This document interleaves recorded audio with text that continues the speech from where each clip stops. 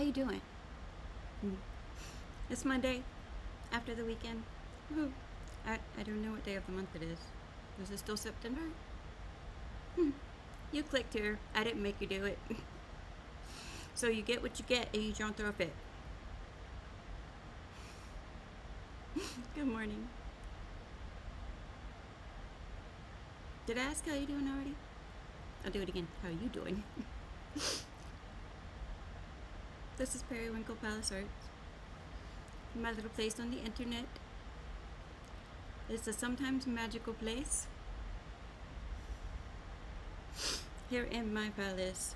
I'm Princess Bun Bun. I'm here with my bunnies almost every day around 8:30 a.m.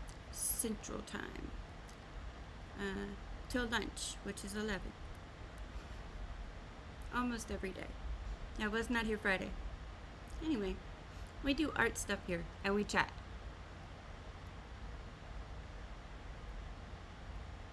Yeah, that's pretty much all we do.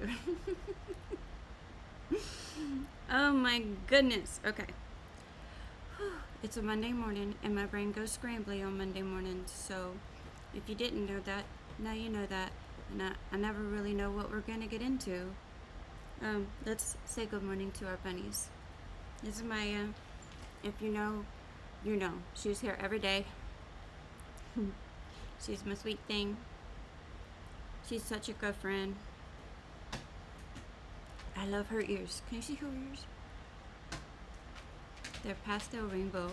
I love them. She's my fibromyalgia bunny.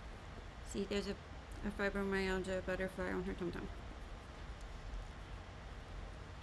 And she sits underneath my laptop most of the time.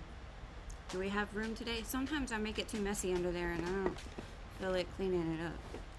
And she doesn't really get fussy, but she gives me the look on her face is like this. Mom, what are you doing?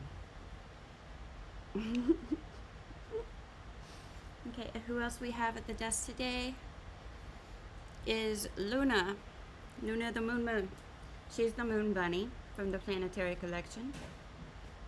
I love her ears. They have the moon phases in them. She likes to be upside down sometimes. Some of the bunnies, they like to be upside down, and some other bunnies do not. I just love these ears. Yes, I love the ears. And like, the back of her ears are cute too. So pretty. She's my Loona the Moon. She's kind of actually nicknamed after one of my children's nicknames. I know that seems funny, right? Good morning, Andrea. How you doing? You gonna sit where? You can't sit on the pencils. You can't have a whole moon sitting on your pencils. Just saying. Alright, to do art, I need my hair to be cute. It kind of is. I think I got some bumps going on up here. But I'm gonna tell you a secret. I take my glasses off and I don't look in the mirror to do my hair. If I look in a mirror, I mess up. And so sometimes I look in this camera right in front of me and I check the general like shape of it and make sure the bunnies are like not poking the wrong way. But I'm still exhausted too. I'm so exhausted. I didn't leave the bed this weekend. I had a weird pain yesterday. It's still there today, but I've never had a pain like that before. Anyway, so yeah, bunnies in the hair. I look cute enough for myself. I can't see myself except the general like fuzz of my self. So I can see my hair, but I don't try to do my hair in the mirror. I've been like that since I was a kid. Let's see, I got a message from Known Issues on YouTube. Oh, I see. That's just a... Okay. We're cool. At some point, I need to figure out how to move my chat box from my laptop to my iPad. Eventually, I'll be moving everything I'm working with to my iPad. But I'm not there yet. I slept a lot this weekend, which is kind of unusual for me. Well, it's not kind of unusual, actually. It used to be. Yeah. We changed my medicine last week to try something, and it didn't work out. So we put it back this morning. We always start new meds on Monday. I don't know why. That's just the day that my husband decided that's when we start new meds. Or do a different trial and error. All right, and we got coffee. We need coffee, or Andrea likes energy drinks. So get your stuff. We must have it. I went ahead and reviewed the last part of our video for this. So other than making sure I'm grabbing the right colors, I don't really even need to watch it, because these flowers are going to be kind of easy to do, because they're a small detail, sort of, and we don't need to worry overly about light source on them. So we're just going to do some real basic stuff here. And I was sitting in my room. I was sitting straight up on the bed. I fell asleep for like 10 minutes. I was just sitting there. So I hope that I don't fall asleep during the stream. We'll see. Like, if I just kind of look, I'm a mom, okay? I learned a long time ago how to sleep wherever I land. But yeah.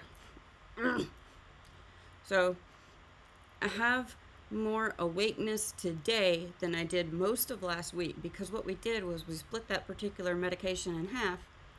We put half of it in the morning and half of it in the afternoon. I was trying to see if I could get a little extra oomph for the afternoons, but it didn't work out. All it did was make me a little bit more sleepy in the morning. It didn't do anything for me in the afternoon. So I told him, let's put it back in the morning, all of it. So yeah, and that's where we're at right now. I got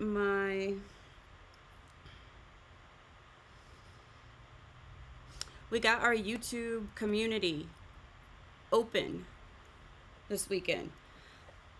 I tried to do other stuff that I said I was going to do, but I didn't do anything that I said I was going to do, except for that. So I'm learning how to use it, and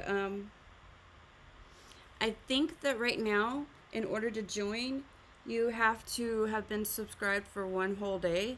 There's an option to set it to one whole week, but I think we'll just leave it at one day for now. If we start getting a lot of like troll kind of people, I'm not talking about actual trolls. I think actual trolls are pretty freaking cute. We're not discriminating against actual trolls here. What I'm talking about is people who act troll-like, which I don't really like that we say it that way. I hope to be part of changing the lingo on that in the future. But regardless, that's what they're called on the internet when they're mean for no reason. Call them trolls. Anyway, so if we start getting a lot of nonsense in there, then I might change it to you have to be subscribed for a full week before you can join. We'll see how that goes. But right now, if you would like to, I don't know how to, we'll get there. I was able to post a text post this weekend. But what I want to do is I want to figure out how to post a photo, and I want to see, I'm hoping that you guys can post photos too, because I would love for you, if you are doing art with us, to post a photo of what you worked on. I'm sorry, my arm is hurting me. I'm trying to stretch before I pick up my pencils. Um, I would love for you guys to post your works in progress photos, if you want to. Or you can like post your setup or your art supplies, whatever you want to post. I'm not picky. I'd like to keep it sort of art oriented, but I don't know. We'll see how it goes. I don't have any rules yet except don't be mean. No a-holes. You could text but didn't see an option to attach a photo. Okay, so my husband is a moderator here. He has full access to everything, and he can edit and comment and everything. Now this isn't something he does a lot, but I'm gonna ask him to go in there and see if he can post with a photo. Maybe, actually, I'll ask him to scribe today. Then he'll have to probably wait. But we'll see if we can use another account for him to do this too. So I can see what everybody can access and I can help us figure it out. I'm really good at making screen recordings and I can always pop those up into the live chat and talk you through them. That's how I help my mother-in-law with her phone. Like, or apps. There's some apps that I pay for, that we pay for as a family, that, you know, my mother-in-law is on the app. Like, Life 360. It's a kind of like a family tracking app with a bunch of extra features. So she's on that. Yeah. A few months ago, she was like, I lost my premium features on Life 360 and I can't figure out how to get them back. So she had accidentally turned something off or logged in with a different account. So I did a screen recording and talked her through like exactly what to do, where to tap. I'm pretty good at like basic tech support stuff. I just have to figure out how to do a thing myself and then I can explain it. All right. Anyway, so we've got 4 of these like petaled flowers and we're gonna do, it's gonna be like orange, a pink, a yellow, and a blue. And then we've got these 3 little rose buds that we're gonna color. Those are gonna be a little bit more difficult for me. But I've colored a lot of roses before, so you'd think it wouldn't be, but it is. Anyway, so we got those, and then right here we've got these 3 little berries and stems, and we got 2 berries right here. And when we're done with that, then all we have left to do is details that I've been too lazy to do as we go. Oh my goodness. I almost knocked my diamond painting over.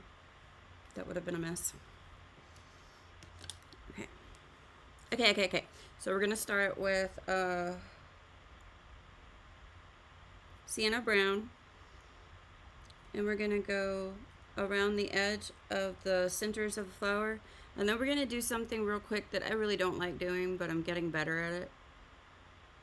There's things that I don't like to do, but mostly I find that those things that I don't like to do have something to do either with the fact that I'm not good at it. I don't like to do things I'm not good at. Who does? That's the only way you learn to do things, though. You do it while you're not good at it until you are good at it. Over and over and over and over. And I also don't like to do things that give me flashbacks. Yeah. I hate mopping.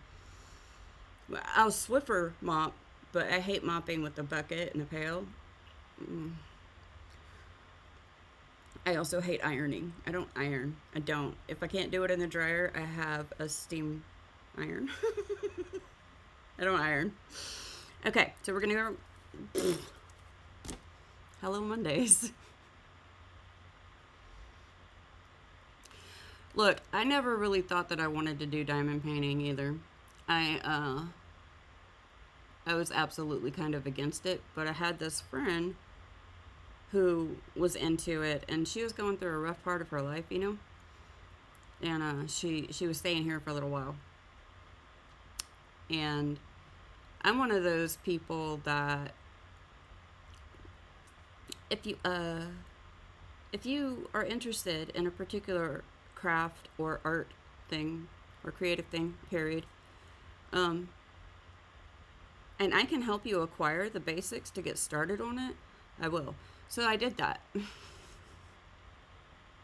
She really wanted me to try it, and I was like, fine, I will try it.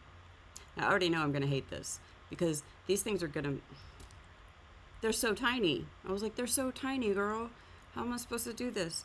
You know how much of a klutz I am. And, yeah, it just became kind of, I got addicted to it. And yes, I spill them constantly. But I will say this. They are not as difficult to deal with as glitter. And they're so small that unless I'm having Princess and the Pea issues that day, I can't even feel them. Like if I step on them or like they'll get stuck to my legs and stuff. I can't even feel them. They don't hurt when you step on them. You know? So it's livable. And if you go back to not the first diamond painting video I did, I think it's the second one, because the first one I was mounting it on the board. If you go back to the second video I did, you'll see I spill them everywhere. I went on a rant too about don't think that you can start this craft. This is not a craft for you if you can't deal with these things all over your house. Or understand that if you're going to do this craft, you're going to have to learn patience. It will teach you patience. It was less bravery that I started it and more, okay, I'll do this thing with you. But I found my process, and it's really kind of meditative, and I enjoy it. So that's how it happened. I didn't really want to give it a shot either. It was like, oh, no. This is gonna be a mess. I was like, my mom and I made Indian bracelets when I was growing up. And there's this whole thing that happened with this one big shelf and my little brother and a pair of roller skates. And a year of using my mom's driver's license on plates to separate out seed beads. Every free minute.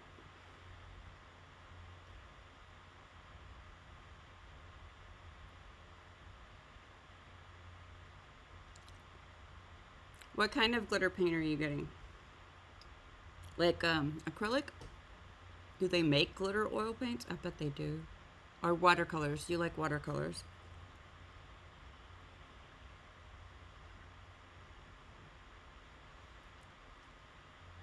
Post the link to that YouTuber somewhere. You can post it wherever, and I will go look.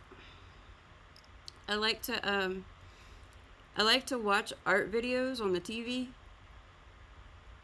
while I listen to music, but I'm still watching like documentaries and stuff right now.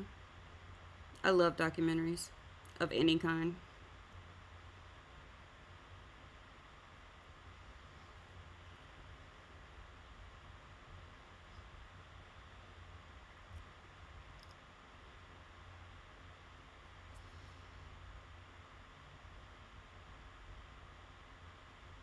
Is Kuretake your favorite brand of watercolors? Because I hear a lot of good things about them. They're one of the top brands I hear when people are talking about watercolors, in fact. But I'm trying to remember. I'm pretty sure I have like a 24 or 34 pan Kuretake set, but I think it's in the building. But I do have my other ones in here, the gemstones and stuff. If you want to see them.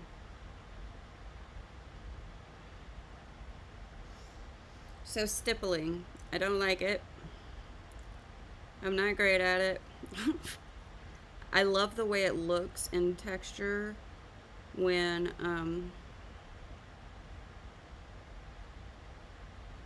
I make it work right. But I'm not. I don't like doing it. I don't like doing anything that I'm not good at. But I have to practice it or I won't get better and I'll never enjoy it. So I do it when the class requires it. But for the most part, I don't do it when I'm free coloring unless if I could figure out another way to make the texture that I'm trying to do, I won't do stippling. I don't know if that's stubbornness on my part.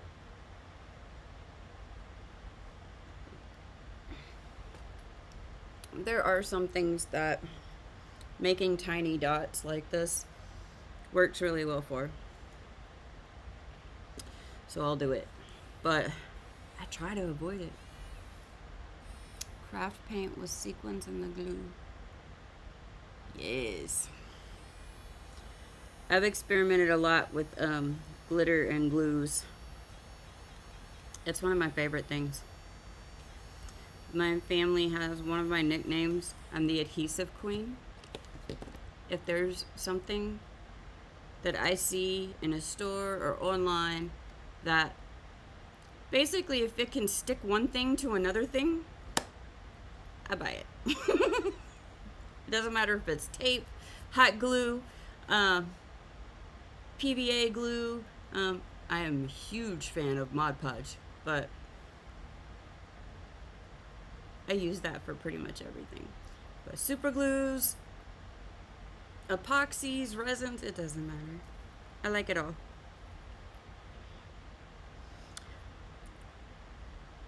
I've even bought, I had these big bags of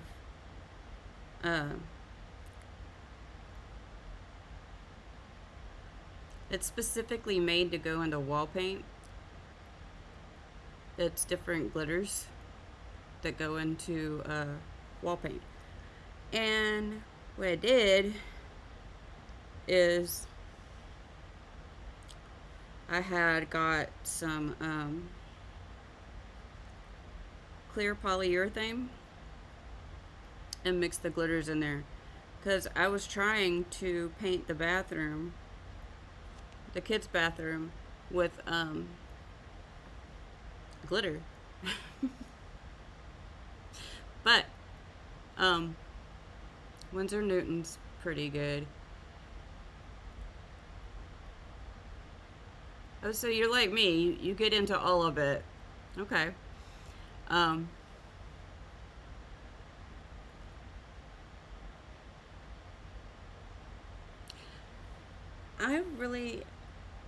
I think oil paint and watercolor is the two that I feel the least capable with. Other stuff I'll get into and just like go at it, but I'm always hesitant on the watercolors.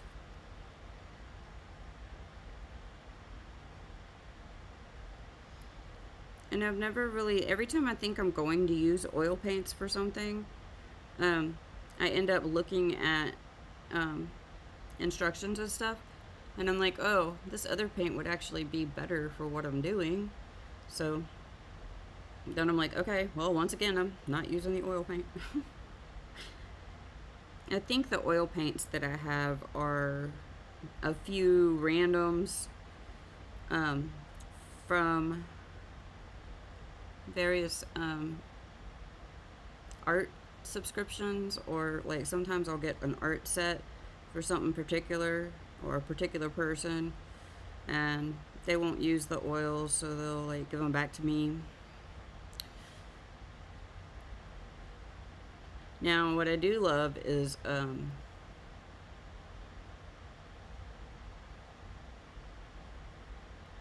I guess acrylic is what you would call it, but it's like craft paint. Like the Apple Bottom brand. That's not the name of it. It's just Apple brand, I think. Apple Barrel? Apple Barrel. Uh, and what's the other one that I love? Folk art. I use those a lot.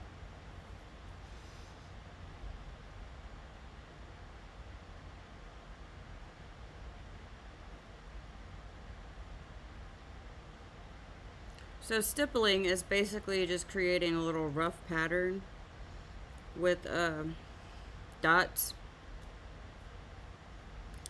And I try to make them natural in different sizes, but I'm really not that great at it. It won't matter.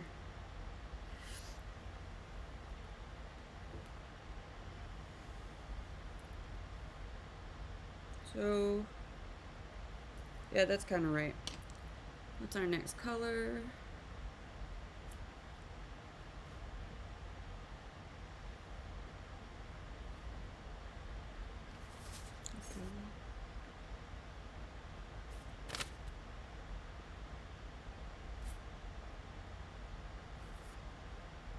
Okay, goldenrod.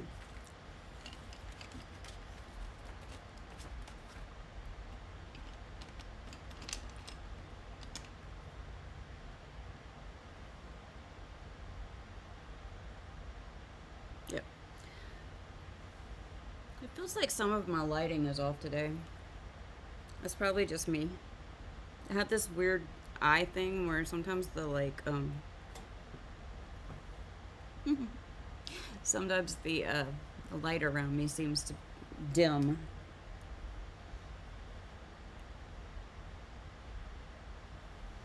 I'll get it. Ugh.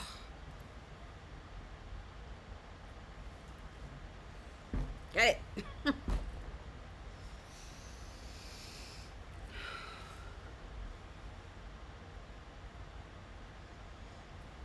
Okay.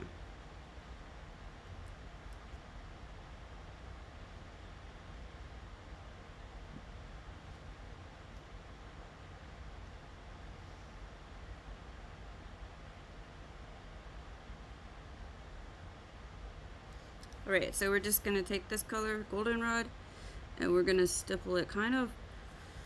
I knew there was something under the paper.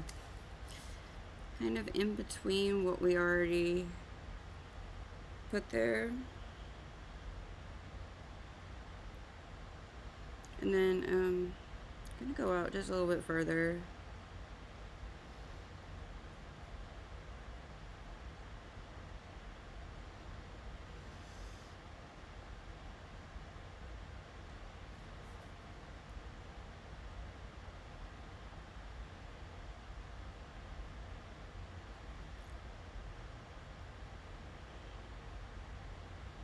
What's our shake level today? It's not too bad. I'd say medium. This is a reminder. Take it off your bed again. I don't have any. This is a reminder. Because I haven't been able to pay attention enough to order that stuff. And I ran out. It's not that I forgot to do it. It's that sometimes I be trying to focus. And there's just certain things I can't focus on sometimes.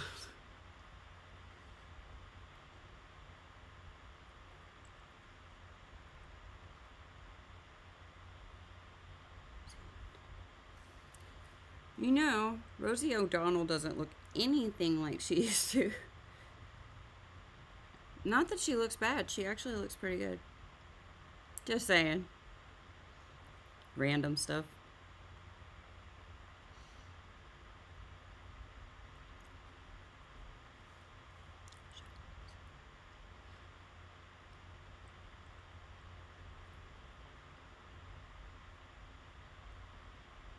And I'm gonna,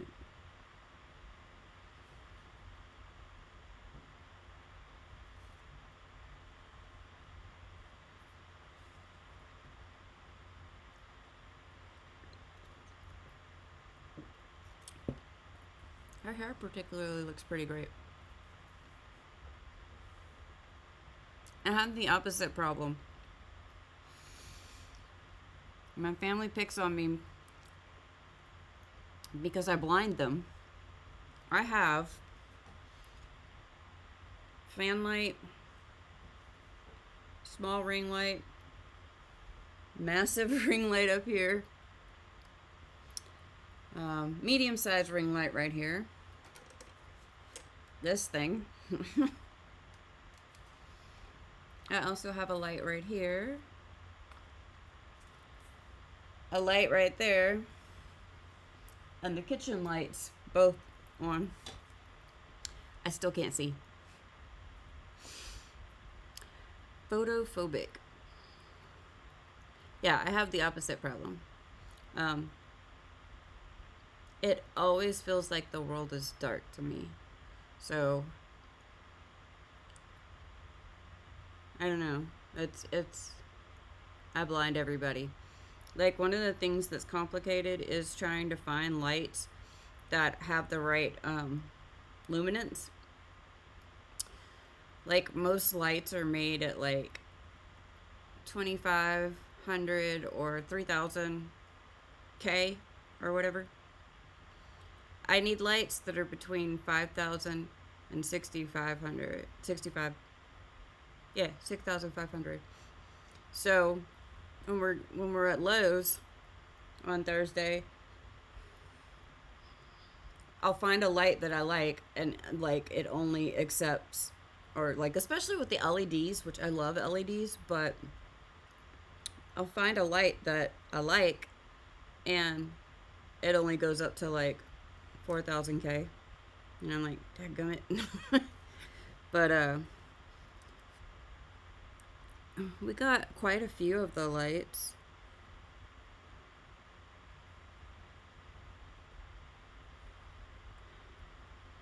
No, I still have to do the I have to pick out the fans for the living room, which needs to be a super big fan. Yeah, I understand them physically hurting.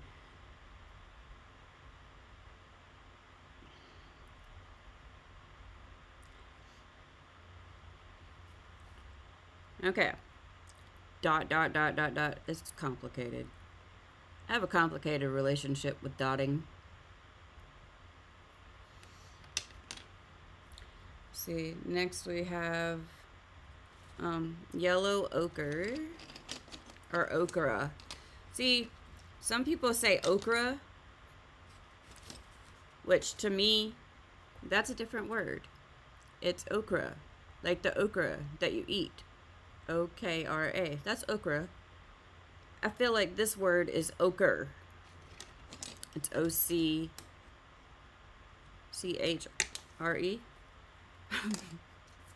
My hands are being dysfunctional today. I'm just letting y'all know. This is yellowed orange.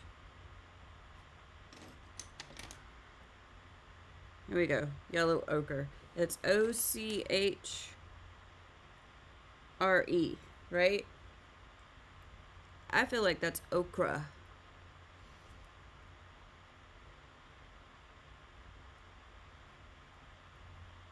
So I find that, like, green lights, or like anything that glows in the dark, that traditional standard, like green, like, that bothers me.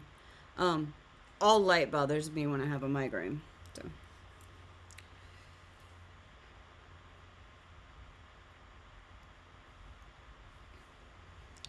Okay, so we're gonna do 2 more colors here. And when I look at my colors, when I see how many colors I have in a certain blend, right? That helps me to assess how much space I need to leave for each color.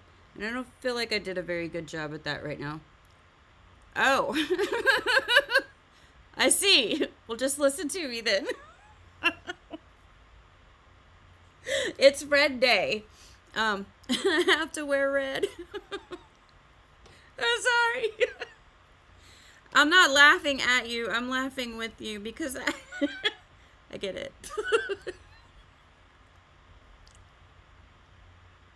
That made me laugh so much. Oh my goodness. I'm sorry. I don't mean to offend anybody. It's just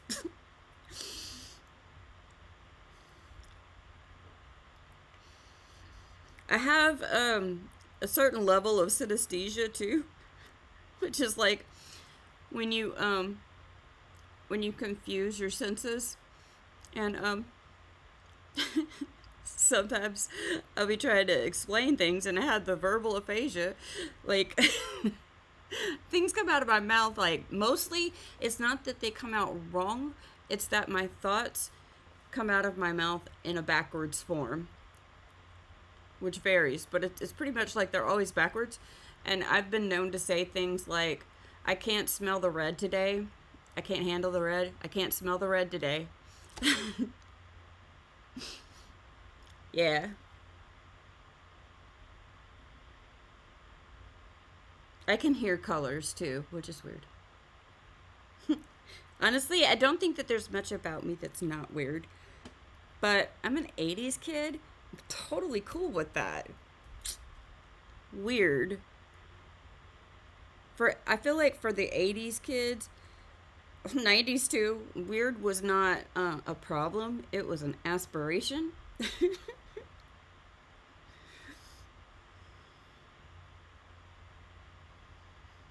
Like, we were the kids that liked Spencer's. And what was that other store? There was another store that was kind of like always next to Spencer's on the mall.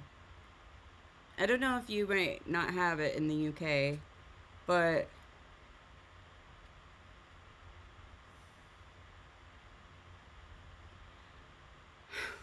I can't remember it right now. I've worked in malls for a long time, so I can see it. I can see it in my mind, but I can't grasp the name. And this is like, I fully believe my husband and I always joke that we share a half a brain. Each of our children took a half of our brain. So that is 3 kids. That means between the 2 of us, we only have a half of a brain left. And we have to share it. And I feel like on Monday mornings, he takes the half brain to work with him, and that's why I have such a hard time.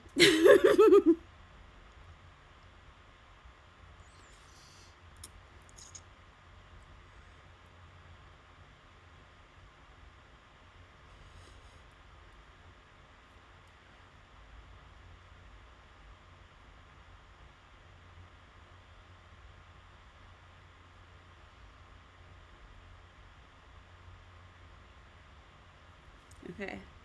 And then canary yellow.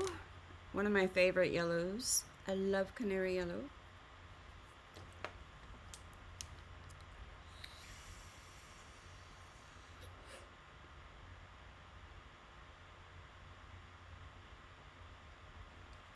So yeah, if I have 3 colors in an area, I will look at that area and I will look at the light source, because that's where I want to leave a highlight, right?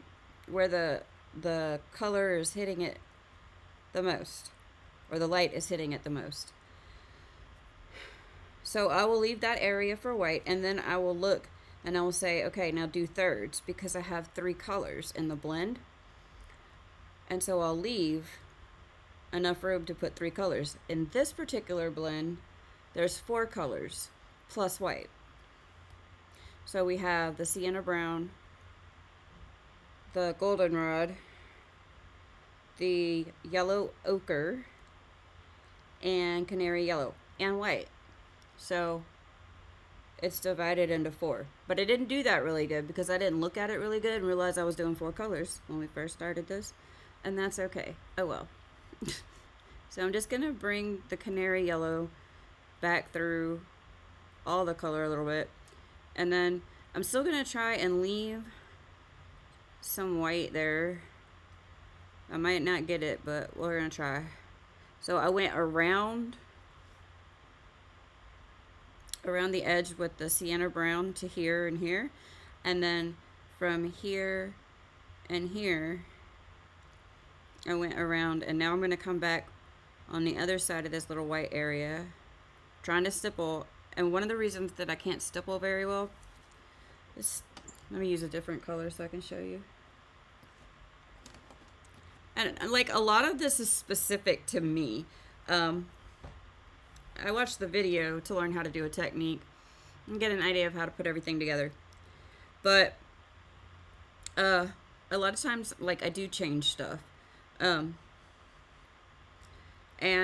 sometimes it's just because I want to change it, because artist prerogative. Okay? But sometimes it's because I'm struggling to do the thing that we're supposed to do. So I'm going to use this green over here. And I'm just going to make my hand really steady for a minute, which ends up meaning that I hold the pencil harder, but... So you want to make dots, right? And you want them to be different sizes. Alright, so that's a good example. I'll show you what my hand's doing today.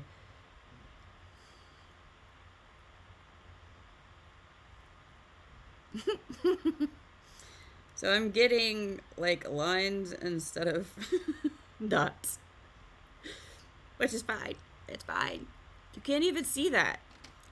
You can only see it when you're like staring at it like this.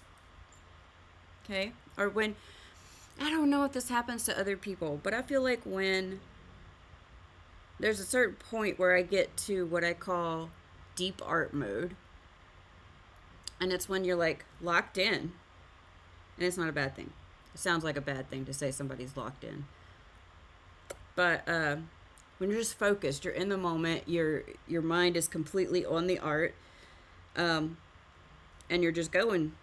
And my eyes will feel like they actually turn into like binoculars, and they zoom in on what I'm seeing. And I think it's just a feature of focus, maybe. But after I do that for a while, I literally have to look away, or like get up and walk away for the whole night, before I can come back and like have my eyes zoomed back out to where I can see the entire image instead of just the center of this flower.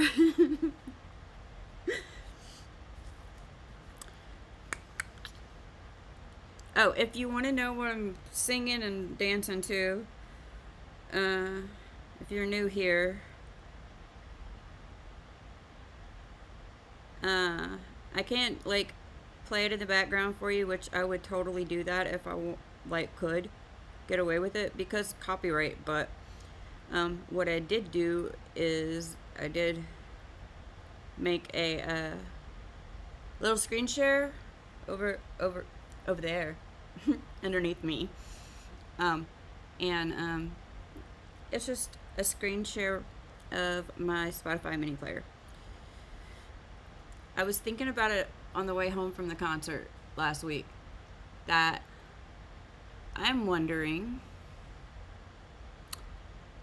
if I could get karaoke music. Could we play karaoke music in the background of the video without getting in trouble for copyright? Then I could sing really bad for you guys. No, music's a pretty huge part of my life.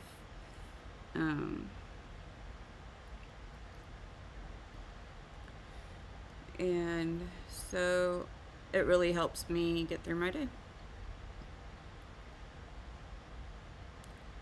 Go around the outer edge of the center.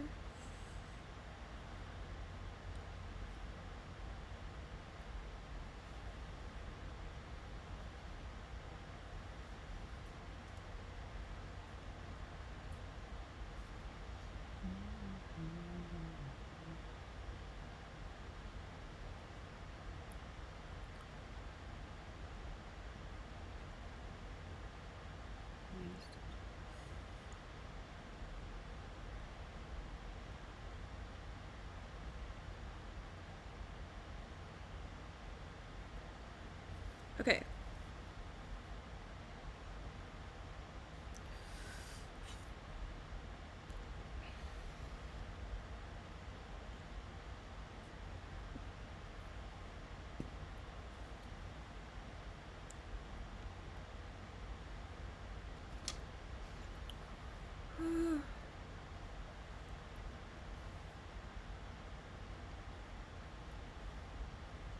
So we're going to take the sienna brown again.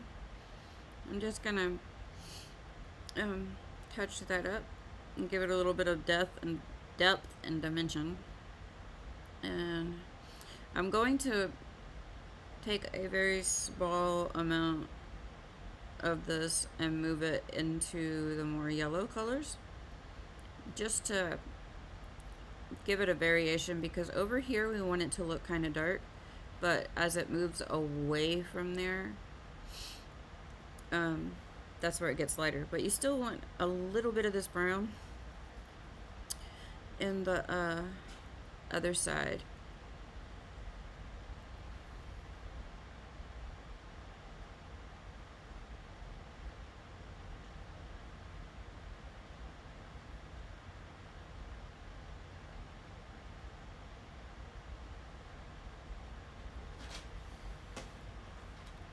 So yeah, most of these dots, they just look like tiny lines, but that's a texture, right? And just go with it.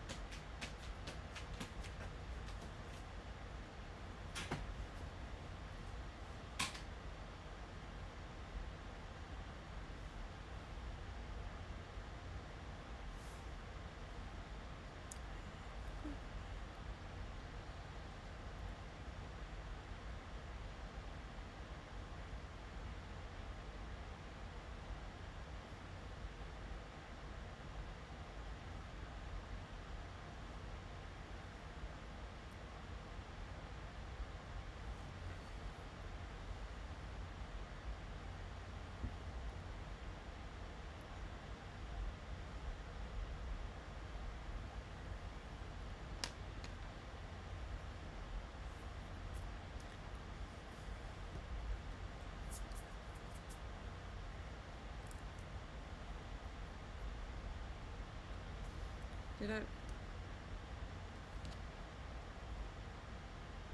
I'm so not used to having to watch the video, actually, while I'm working on these, that I'm not used to that. So, really? Why do I do these things to myself? One of my first live streams that I did, I had my emotional support shrimp out on my desk, and it has like a little rubber band thing around it, and I have my hair in braids, and I got it wrapped around the braid, and I couldn't get it off. So I just left it there and like let him chill on my shoulder for the entire stream. What you gonna do? There was nobody home, so I get things stuck in my hair all the time. It's not because my hair is long. When my hair has been short in my life, I've still gotten things stuck in it. It happens all the time. And it's one of the few times that my husband will kind of instantly drop what he's doing and run because I panic. I panic when I get stuff caught in my hair. So like, I've gotten coat hangers stuck in my hair before. My shirts. I wear these things on my back anytime I'm wearing like a tank top or a shoulder that might fall off of me. Like, I love tank tops. I love them. But I hate when my shoulders fall off, like spaghetti straps, anything like that. So the reason that they don't fall off is because I put these things. I just hit the lamp. I don't even know. Let's see if I can. I'll tell you what. I'll take it off in a little while and show you. But I put them on the back of my shirts to keep them from falling off my shoulders. And sometimes those things, my hair gets stuck in them. Like, it's a mess. And so I will say, "Oh no, babe, help! My hair's stuck." And I start panicking. I've literally had panic attacks over that before. I had panic attacks over that before I ever knew what a panic attack was. I was having them. I just didn't know what they were.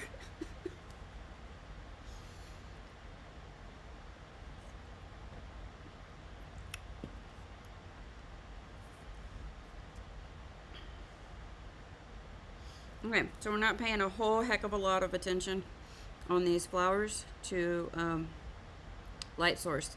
We're just mostly going with basic cast shadows and form shadows. Just not a lot of it. So when I'm looking at these, I think to myself, I kind of work with ambient lighting a lot. So where something will be lit from the front. And that's, let's see if I can simulate that. Okay, that would be ambient lighting. If it's right here, kind of in the center, facing the front. So you got the front. But even if it's facing the front, you've got cast shadows everywhere. Yes, I use this a lot to check my light source. It works. It works. But then I have to put it back so I can see. And sometimes, like, let's, can you please cooperate? I don't know why I laugh so much at myself. I do know why I laugh so much, but I don't know why I laugh so much at myself or to myself. Laughter is vital in everyone's life. I believe that. It is vital. It's right up there with coffee. Let's see. Coffee, crafting, and laughter. One of the reasons that my husband and I work so well together is because he always makes me laugh. Always. I will laugh at something he does, says. It's always intentional. I'm pretty, well, not always. Sometimes people do things that are just funny because they're funny. But, like, he looks at jokes during the day, and he will come home, and he will do this thing where he walks up to me, and I can hear him coming from another room. It starts with a, like, background chuckle, and I'm like, oh, oh, oh. And then I hear, thump, thump, thump, thump, thump, thump, thump, thump, thump. And you see him come over here, and he's like, he'll stop, and he'll stand, and he'll look at me for a minute. And he waits for me to turn around and give him my attention. And then he'll be like, deadpan, tell his joke, and stand there until I start laughing. And then he walks away. Thump, thump, thump, thump, thump. Oh my gosh. Let's see. We're going to put some cast shadows right here under the petals.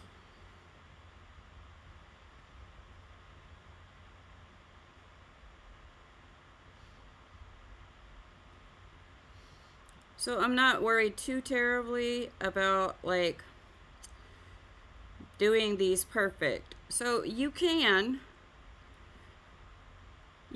make your little cast shadow go all the way out to the edge of the petals. Okay.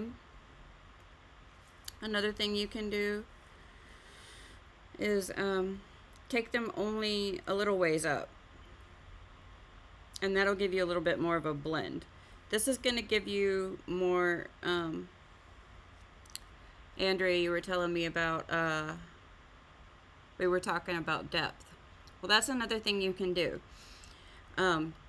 You can control how much depth and dimension an object looks like it has by using smaller or larger areas of your darker colors. I'll see if I can show you in a minute.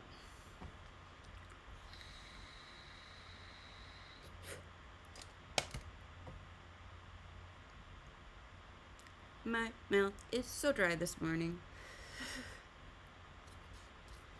A dry mouth. Okay. My little eraser, I don't know why it stuck there in the first place, but it was making me not be able to turn my paper, and I didn't realize it until just now.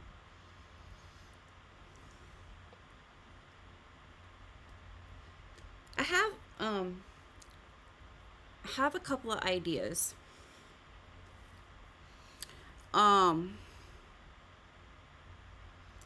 So I'm a writer as well.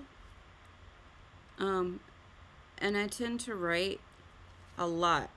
My problem is that as of yet, I haven't been able to focus enough to put up the WordPress site. But also, like, the issue with my writing is that I've been using different apps since 2005. I have everything I've ever written since 2005, which is when I lost everything I'd ever written previously. But yeah, some of it, I want to go through it. And I want to start grabbing out different pieces. Sometimes it's just thoughts. Sometimes it's arguments with my husband or others. But I basically have my entire life diary. But I do creative writing as well. I'm not very known for finishing pieces. They're more like just a scene.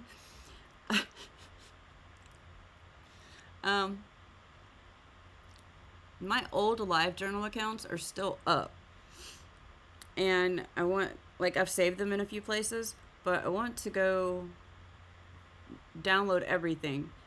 For my whole life, I've been looking for a place where I can import everything I've ever written and have it all line up in date and time, because I have a story to tell. But I have a really bad memory. I have lots of things that I can't actually remember. So I would like to start putting it together, though, because it's not so much a story to tell as a story that I need to make like a timeline of my life and start filling things in. So I guess it's less of a story to tell and more of a story for me to learn. But I know I'm going to end up writing about it as I go. But what got me thinking about this as far as what do I write? Right now it's really, really random. But I found this thing that I wrote to my kids a few months back.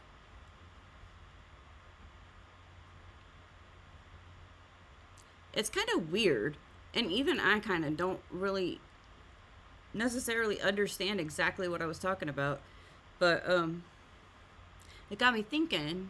I write a lot of things to my kids, things that, like, in my mind, they're going to be able to read when I'm gone, but it would take them years to mine the data and organize it. So I thought, well, at the very least, your live stream videos are always going to be here. Why don't we read it to them? You could read it to your kids on screen.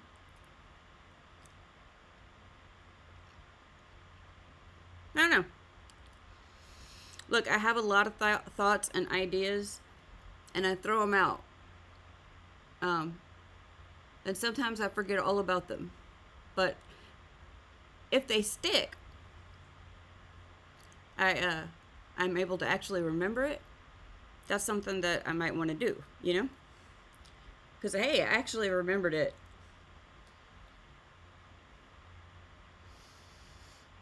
Okay. So, like I said, these flowers are pretty simple. What we're going to do is we're going to make two little short lines kind of down the center between each of these petals, on each of these petals.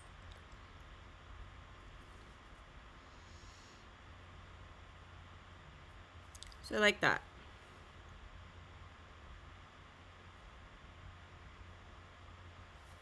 And I'm not going all the way to the end.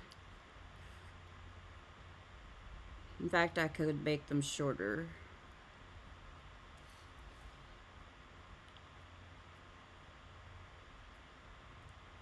Man, I hear people talking all the time about universal health care and free college. And I don't know how that could ever work in America. It sounds nice. Like, what are we calling a basic universal health income? Because I'm on Social Security, disability, and if that is what we consider a universal basic income for people,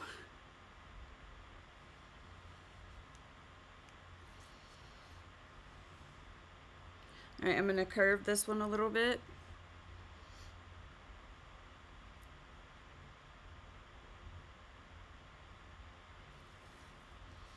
So that just shows that there's a little bit of a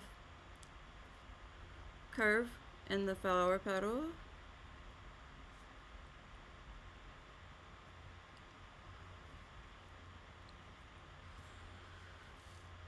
There were quite a few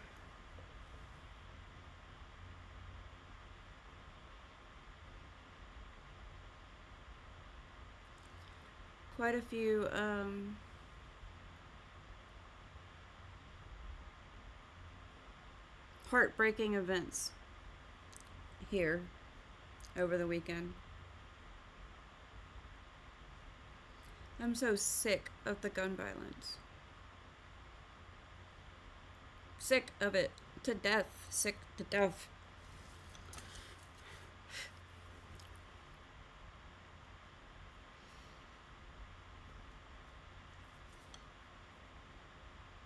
I'm tired of people being angry all the time. I know, I'm very Pollyanna about life, but like, why can't we all just get along? Why? Why can't we all just agree that a human being is a human being? Nobody's lesser. Nobody's more. And honestly, I'm so sick of people talking about autism.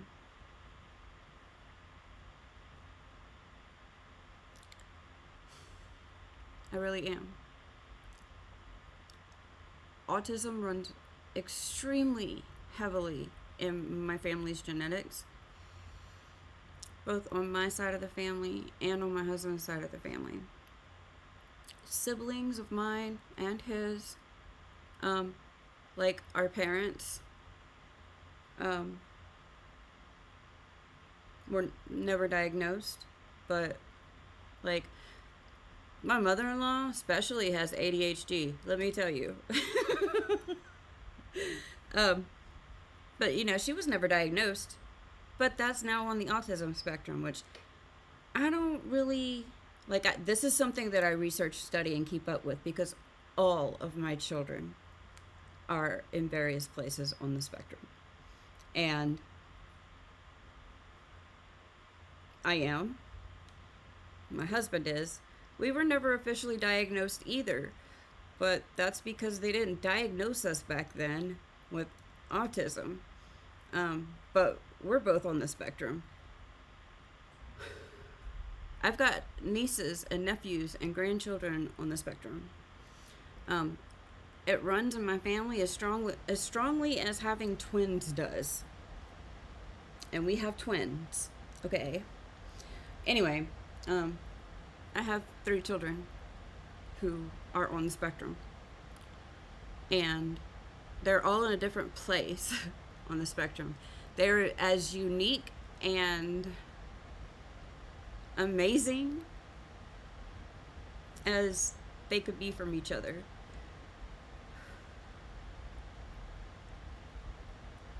When people talk about people on the spectrum in a manner that insinuates that they are lesser than, that they are damaged, that they are stupid, that they are never going to be a productive member of society, that they can't feed themselves, they can't, like, they'll never be a taxpayer. Really? That's what's important? I really don't like Robert F. Kennedy Jr. Also, I just like to point out that there's always been a warning, always, as long as I've been alive, on bottles of Tylenol that says, women who are pregnant and or nursing, please consult your physician prior to taking this. It's already got a warning for pregnant and nursing women. Why are we focusing on this stupidity? We've got other problems. Okay? All three of my children are epic, each in their own way. I don't want to hear it. Yes, they can be taught. Yes, they can with the appropriate services, whether those are free services, parental services. Like I needed help to learn things so that I could help my children. Or, with the right adaptations at an early age, a person with autism functions better as an adult than they would have without the services. And if they get those services early enough, they meld into the melting pot of society in such a way that it's like they never had a problem in the first place.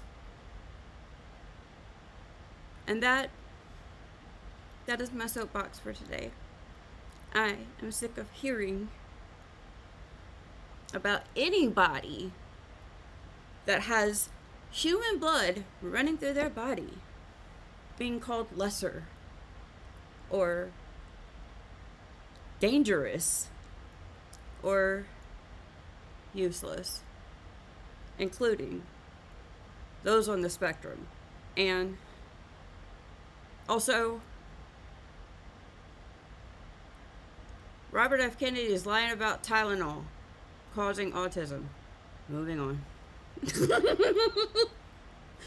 I feel like if I don't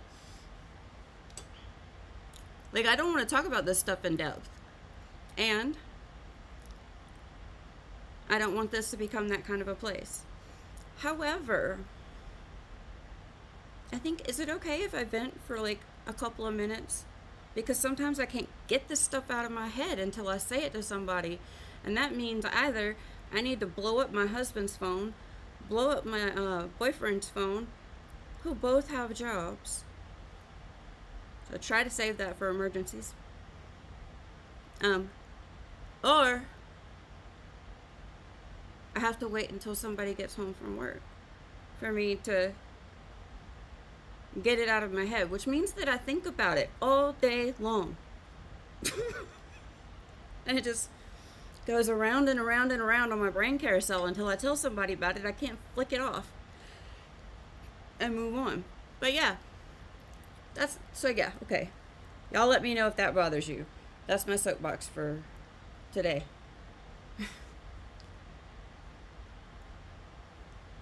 So, what are we doing here?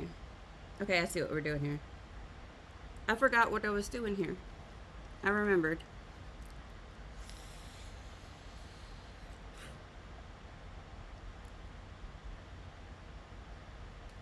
I'm trying to figure out the name of a playlist that I want to curate.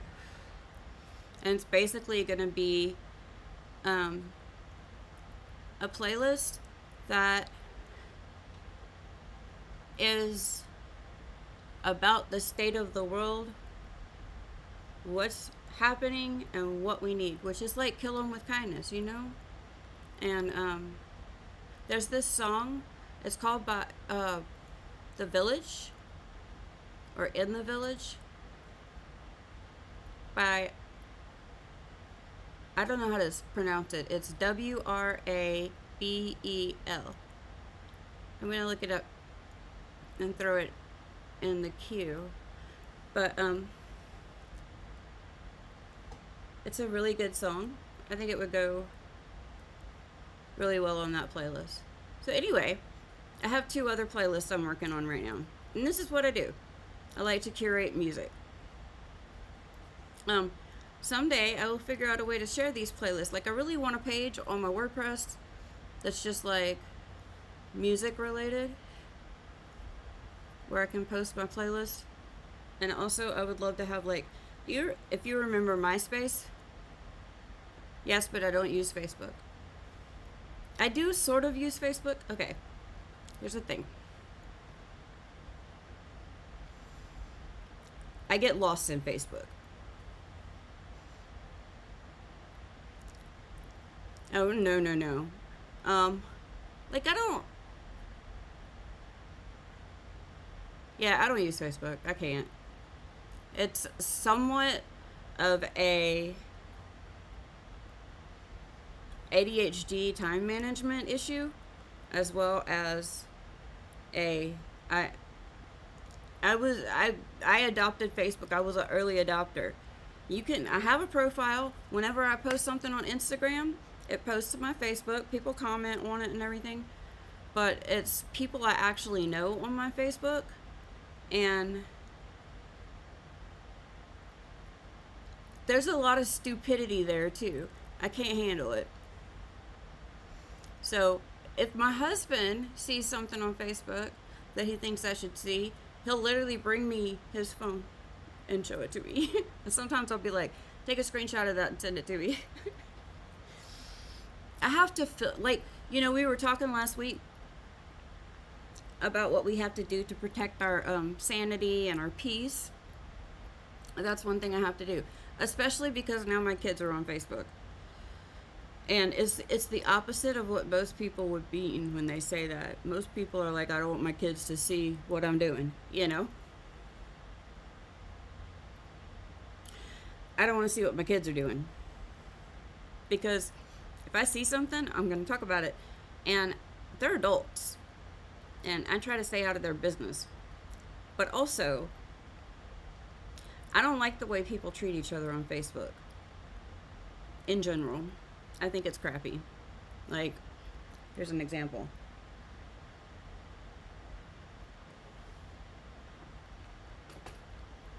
One of my children was in a relationship with somebody.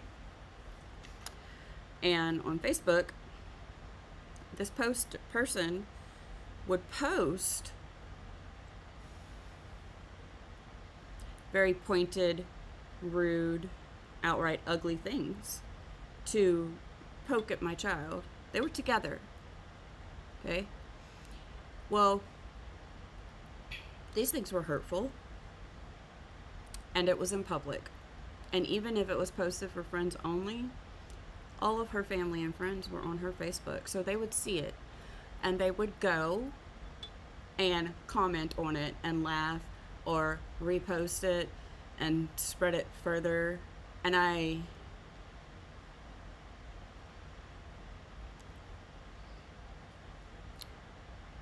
been on the internet since the internet was born. I've taken classes on netiquette. Not just how to have netiquette, how to teach netiquette to children. My children have netiquette. I don't know what happened to Facebook. Facebook used to be the coolest place. But it turned into a... People used to call Twitter a cesspool, which I never got into Twitter either. Um, I feel like Twitter is a deep, dark black hole. And I feel like Facebook is also a deep, dark black hole. And I think that people post um, their worst thoughts on Facebook. I don't know why. But it's just, I can't handle, one of my biggest problems is I can't handle watching other people be mean to each other. Or negative. I can't stand it. That's when I have the flight response of the fear responses. I'm like, I'm out, peace, bye. So yeah, that is what Facebook is for. But I don't know. I don't really expose myself that much on Facebook. But I used to be on like different forums on the internet. I used to be really open on the internet. Because I was like there when the internet was birthed, basically. And to be honest, back then, we didn't know what we were doing. Okay? We didn't even understand yet what the whole World Wide Web meant. I was around when the cats made themselves known as the owners of the internet. Like, I was around when LiveJournal started. I was around when MySpace started. I built my first website, a Netscape Navigator.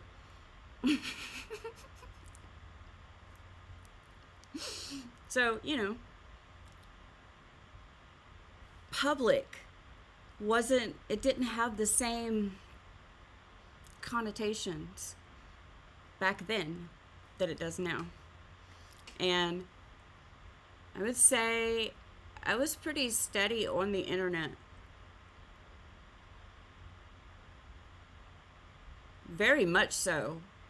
Up until 2006 for sure. Because like every detail of my pregnancy, photos of my kids, all of that, we just posted it.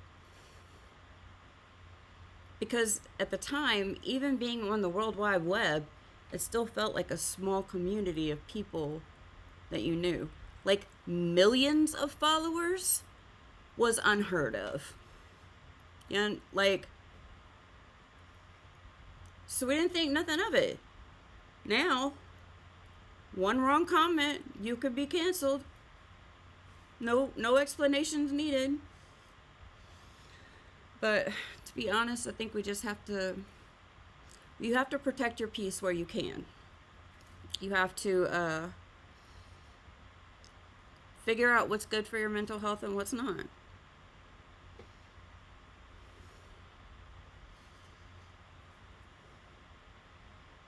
So what I'm doing now here is I'm adding a little bit of shading. This is permanent red that I'm using, by the way. I'm adding a little bit of shading on the petal on each side of those two little lines I made, but not in the center of the two lines. So like this. And it's just not really lines, just a soft shading kind of deal. You're just kind of giving it a little bit of color out here. Yeah.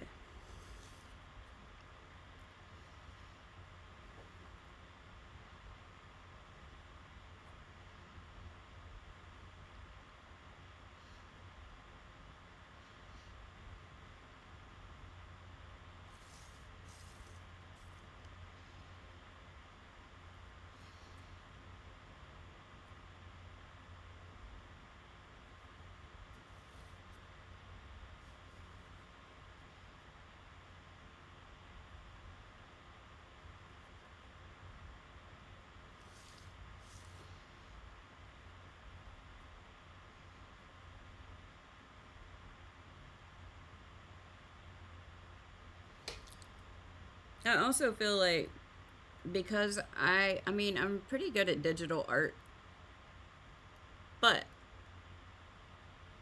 I really, in most cases, prefer, what do I call it? Tactile art. It's not a judgment on, oh, is digital art real art? Yeah, it is real art. And um, it's something that I do, but I will tell you, my children do digital art, and it's amazing. Personally, like, I love the smell of pencils. Oh, see, now that is a hard question. Uh, do I have a favorite artist? Can you categorize that? I have a lot of favorite artists. Oh my goodness. I could just sit here and list artists all day long. So, but if you're talking about like the classical, the masters, I do have some definite favorites there that, like, off the top of my head I know.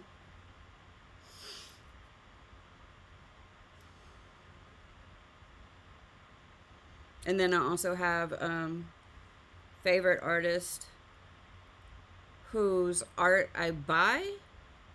I have favorite artist whose art is an inspiration to me. Uh, and then, of course, I have certain artists whose coloring books I buy.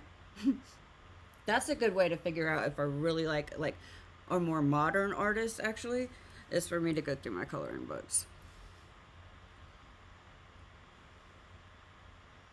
Molly Harrison art is one of my favorite. Matisse is one of my favorites. So my three favorites are um, Picasso, Leonardo da, da Vinci, and Matisse. And one of my favorites was Matisse. I think it was in sixth grade art, and there was something about the disjointedness of the first few pieces that I saw that, like, really drew me in. Um, and to this day, I love Matisse. Same thing with Picasso. Uh,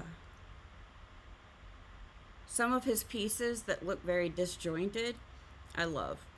Um, I love his other work as well, both of them. Um, my absolute favorite is Da Vinci.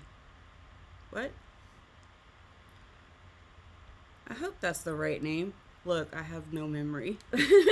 Starry Night is my absolute favorite um, painting ever.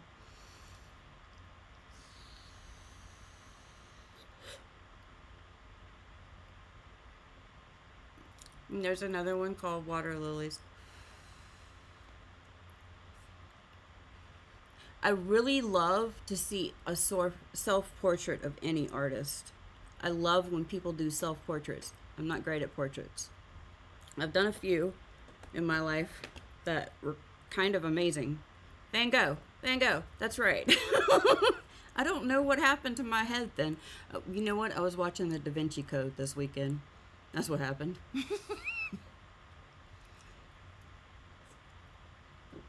But I definitely have a lot of favorite artists. I have favorite hair artist, makeup artist. Um, Definitely favorite nail artist. Um,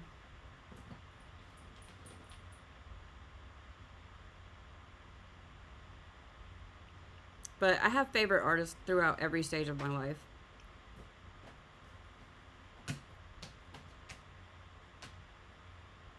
I'm trying to think. I even have favorite altered clothing artist. So, um,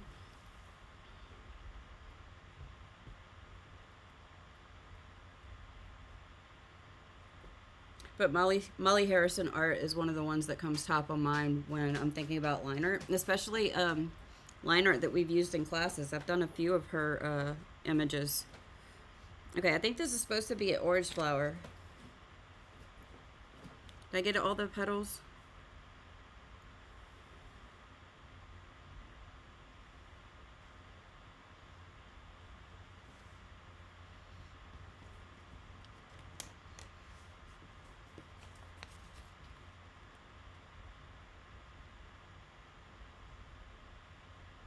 Okay, we're gonna use yellowed orange.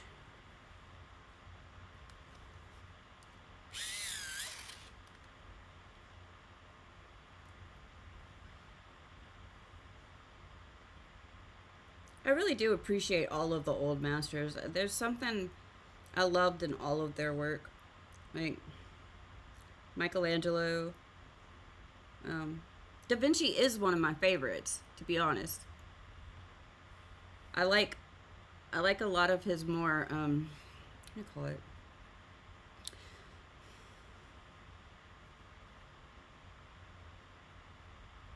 I like a lot of his scientific artwork, if that makes sense. I think I'm saying that right. Like he's the one who did like drawings of the human body, and muscles and bones. He drew designs for things like planes and stuff. And I love that mix that he had of art and function, and of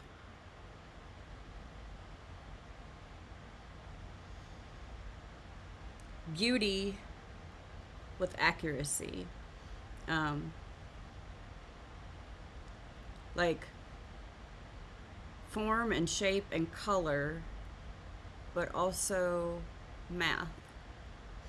And I feel like he is one of the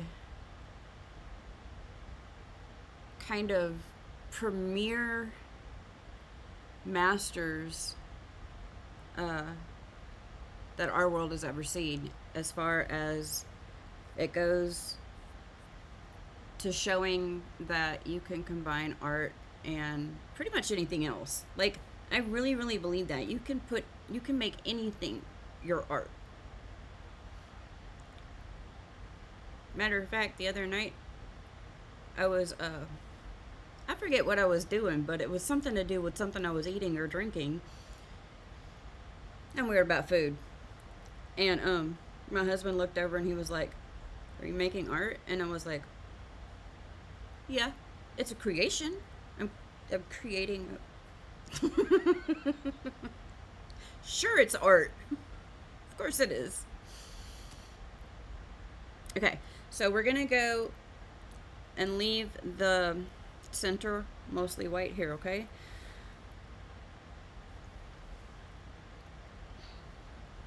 Once I do one of these flowers completely, I'll get to going a little bit faster on the rest of them. I'm also having trouble paying attention this morning to what I'm doing, so that's normal for a Monday. My Mondays just kind of like go everywhere. It's hard to keep my thoughts together. It just feels like there's a lot that I need to process from the weekend, I guess. I didn't mean to really connect that right there in the middle, but I did.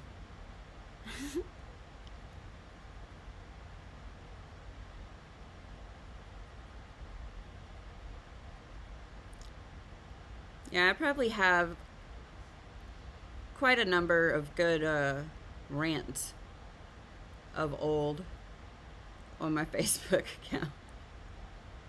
Like, I mean, I kind of like abandoned my live journal around the time my youngest was born.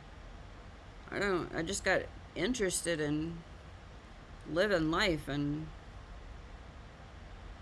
that was the one that the kid that we had once we were a little more stable in life. And so I was able to really focus in on spending time with that one for quite a while. And I just left my live journal alone because life was busy and I was enjoying it. But I'm sure there's quite a few rants on there. And I have a bunch of different accounts that are connected to that live journal. I used to rant on Facebook. Every now and then, something will really bother me, and I'll go post about it on Facebook. But most of the time, my posts on Facebook are like auto posted from somewhere else.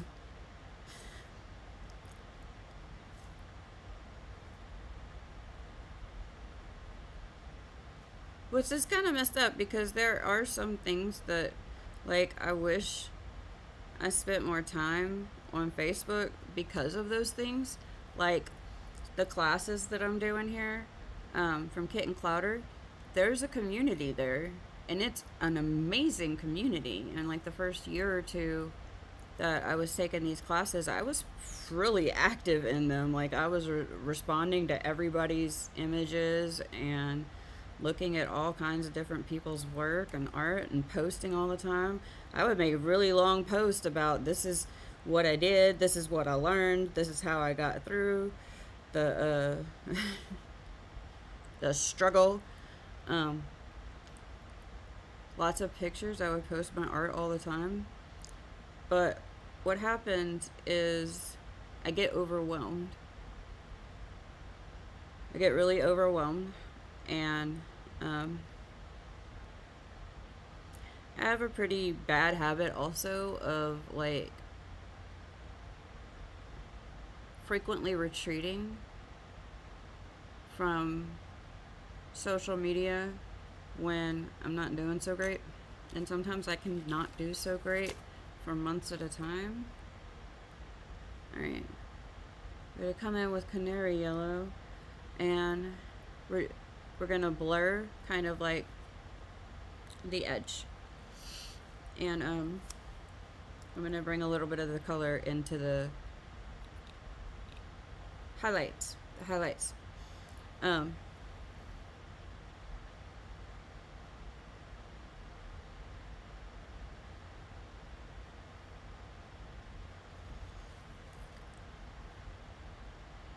I really do. I get very overwhelmed by Facebook. And I think it's because like most of the people there are people that I actually know. Like my Facebook friends are people I know in real life. And I feel like when I'm on Facebook, I'm seeing every thought in the brain of every person that I know. Like they're posting every thought they have, everything they've eaten, every meme they find funny, and I just can't take it. It used to be a manageable thing, and now it's not. But because I used to be on Facebook so much, when I do go on Facebook to post something directly or to go into the Kit and Clouder classroom group, I get sucked in. And before I know it, I'm reading everybody I know, every thought they have. And that used to be me too. Like, if I had a thought, I posted it on Facebook. But honestly, I can barely handle every thought I have. And I love my people, but they tell me, oh, I've such and such, and I'm like, well, oh, cool, send me a picture, or text me, what's going on? And they're like, I posted about it on Facebook, you can go read it there. And I'm like, I was having a conversation with you. But okay. I'm not, like, honestly, and I try to be upfront here. Like, I try to be upfront all the time. Most of the time, if someone says to me, I posted it on Facebook, I'm like, oh, cool, I'll go look at it later. And I won't. It's not intentional. I forget completely.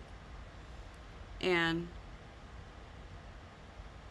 Facebook is one of the social media apps that I have a really hard time um, timing myself on. So like um I do Instacart. I do Instagram sometimes. Like I said, I really want to get my WordPress up and running. Technical difficulties there. I have a domain name and everything. And I used to write HTML code myself, so like I know programming and stuff. But it's been a while. Um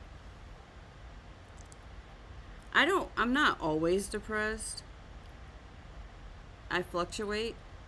I have bipolar among other things. Um when I do get really super depressed sometimes though. Um or I can get really, really manic and I'll need to pull back from socializing a little bit because um, I get bad ideas. I don't even know how to explain that. Me being out manic in the wild alone with people who don't know what I'm supposed to do and what I'm not supposed to do, which, let me be clear, the vast majority of what I'm supposed to do and what I'm not supposed to do. When you hear me talking about that, my rules.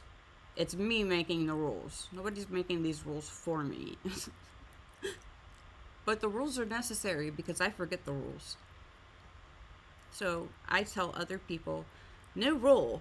I'm not allowed to, I don't know, like, example. Think of an example. I'm not allowed to stand on a ladder when nobody's home. It's, you know, not good when I fall off of one and there's nobody here. So I'll make the rule. I'll tell everybody. And everybody has permission, even my children, to walk in a room and be like, Mom, what are you doing? You're not supposed to be on a ladder with nobody in the room. Oh, I forgot. Well, come here. Let me. I'll hold you up. Or maybe you should just get down from there, Ma. Let me change that light bulb. Well, you were sleeping, and I didn't want to wake you up. It's a whole thing. But it's not just me. We're all like that towards each other. We we are comfortable with telling ourselves or telling each other, this is a goal, something that I'm working on, a small habit that I'm trying to break, and asking others to support us on that journey. We're good at that, and we're also pretty good at doing that supporting thing. I think that's one of the good things about my family.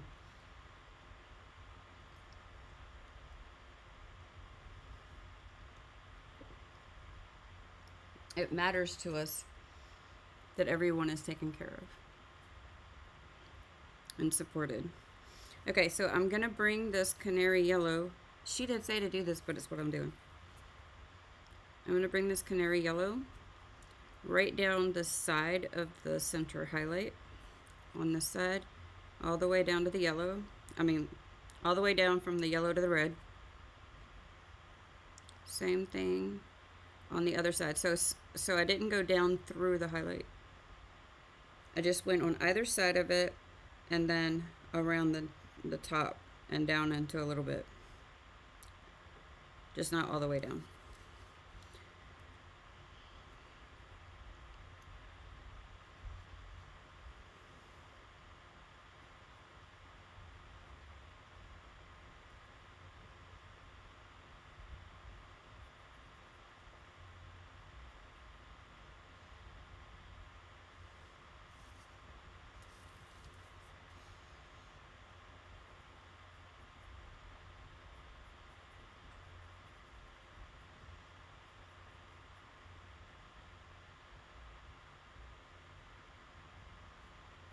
This is just gonna help it have a more blended color shift that looks a little bit smoother than if I would only put the red with the red, blend the orange, you know, and then the yellow. That's why I'm bringing it down the side of the highlight. Just kind of run it through that red a little bit, and it also will tone that red a little bit to be a little bit more orange.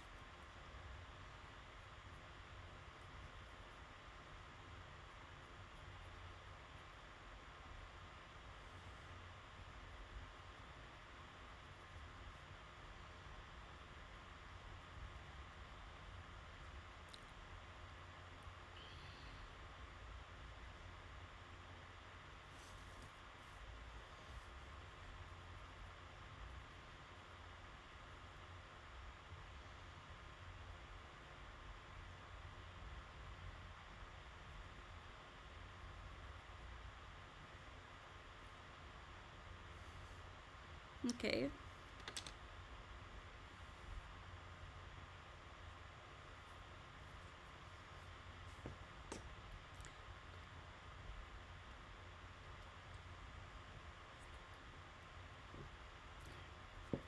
I think when it comes to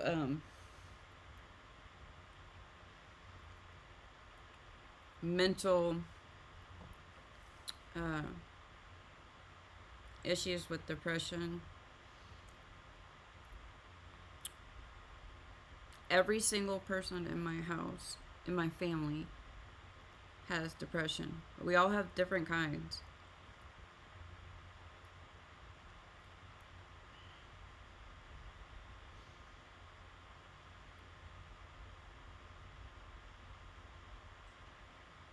Well, that's not necessarily true, actually.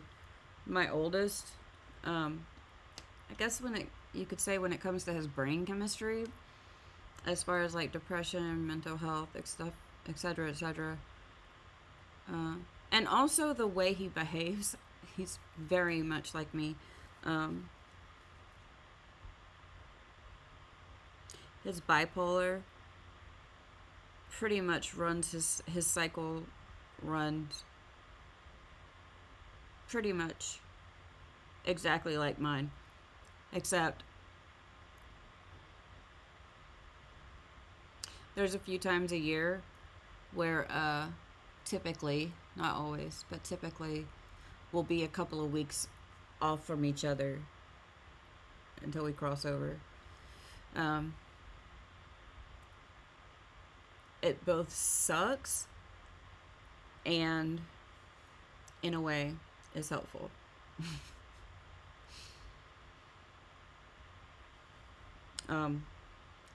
Pretty much to the point that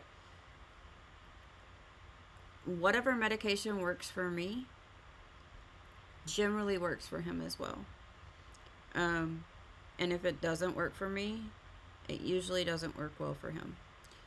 My husband is the exact opposite. He doesn't have bipolar. He has severe depression. And honestly, I think his depression, this is going to sound weird, my husband's depression kind of makes me the saddest out of all the different types of depression we have going on here. I feel like his is the one that causes the most amount of missing out on joy. Yeah, that's what I figure. Moving on. Alright, so I'm going to go back through the flower. Through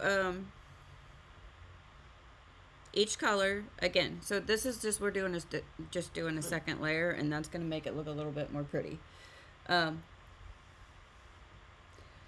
was just looking at something on I'm looking at the community tab on the channel, and I just realized that under one of the comments, it's got AI suggestions for me to respond. And while I'm not going to promise this, okay? I don't believe in making eternal promises. If I make a promise, it's serious. Okay. I'm not going to make a promise, but I don't think that I will ever enjoy or have a need to use an artificial intelligence pre-made comment. I like to write my own comments. That's part of the reason I struggle on social media so much sometimes, because I actually write really, really long text. I'm that person. So when you ask me what I write, well, that's a lot of it. It's my long text.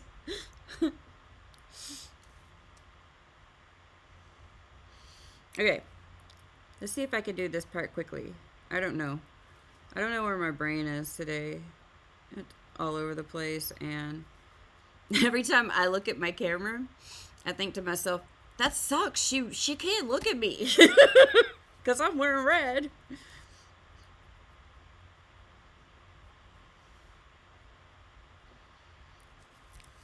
And then a few minutes ago, when I looked up, I was like, don't look at yourself. And I was like, wait, that's not what's going on.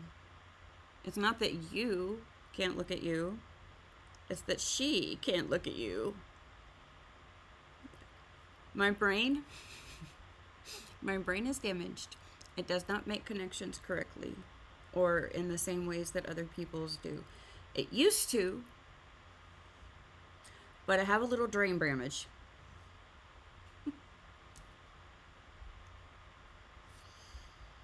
I'm just I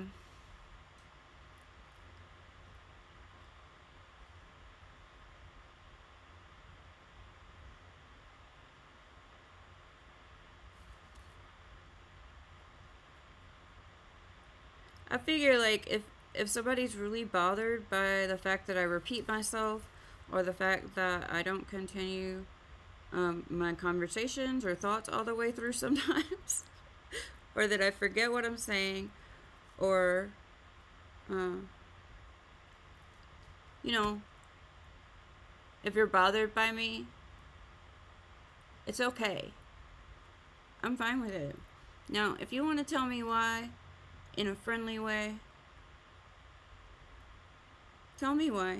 Then leave if you need to, or stay if you think I can change it, or whatever.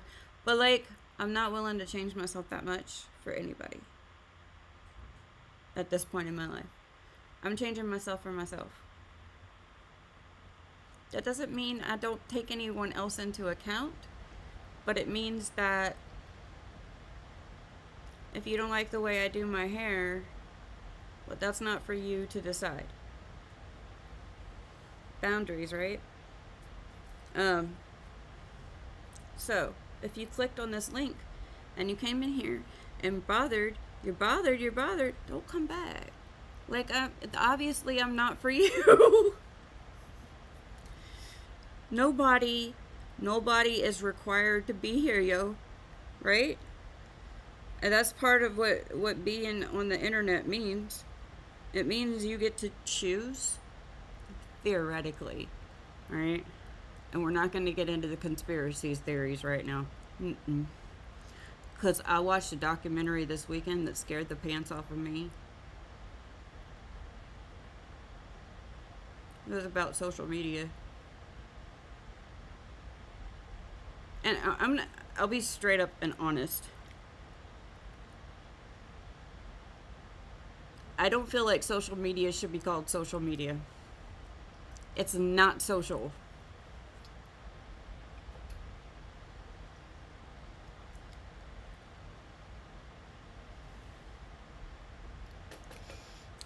I had a question. Andrea, I'm gonna look this up probably to see a little bit more about it. And look, I don't want to, like, talk about anything that you don't want to talk about, but I'm a very curious person and I like to learn stuff. And I like to learn stuff so that I have that knowledge when I encounter it in the real world. So I was looking at your first comment. No, I think it actually was your second comment. Anyway, Trigeminal. What is that? Trigeminal.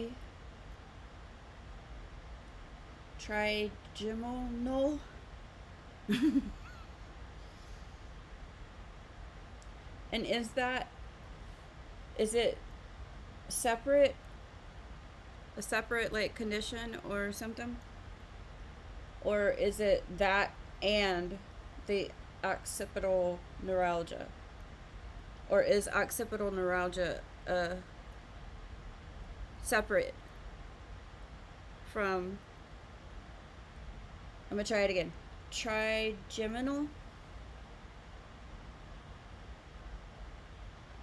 I'm just curious. I want to look it up.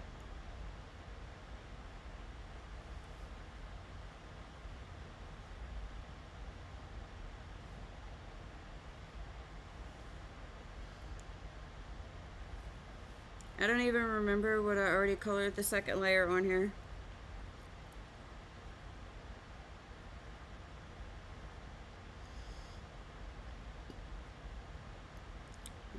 With this second layer, I'm basically just filling in the tooth a little bit more of the paper. So that's getting rid of some of those white speckles. But also, I'm varying a little bit from where I put trigeminal neuralgia.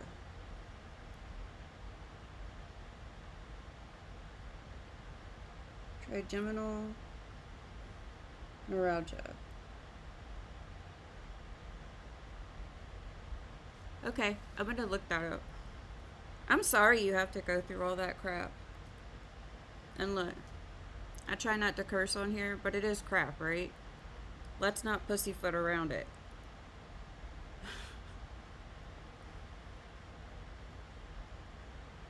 It's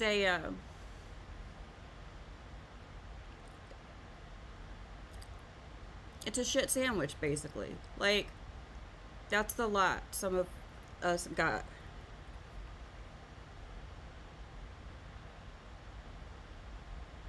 Okay, I know what you're talking about now. That's a lot to carry. I'm sorry you have to deal with that every day. I want you to know just my tip for the day.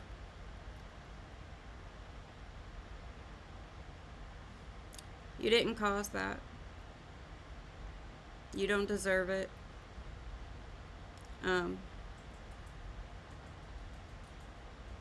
It's a shit sandwich. But you're not alone. I know. Honestly, today, most people feel more alone than ever. And I feel like when we say you're not alone, people take it in the wrong way a little bit.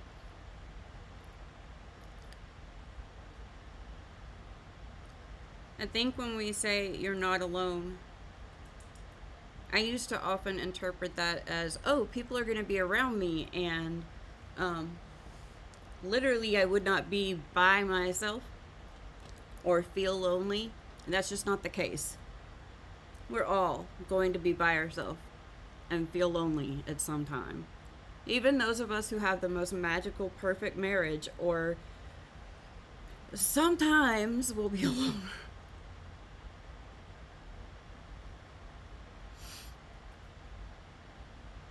Did you choose to not have children?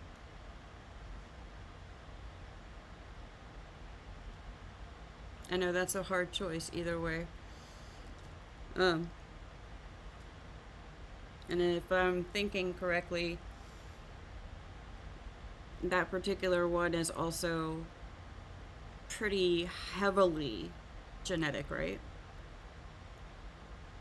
Anyway, like, we didn't ask for this. And it really doesn't matter why it happened. Like, it doesn't matter if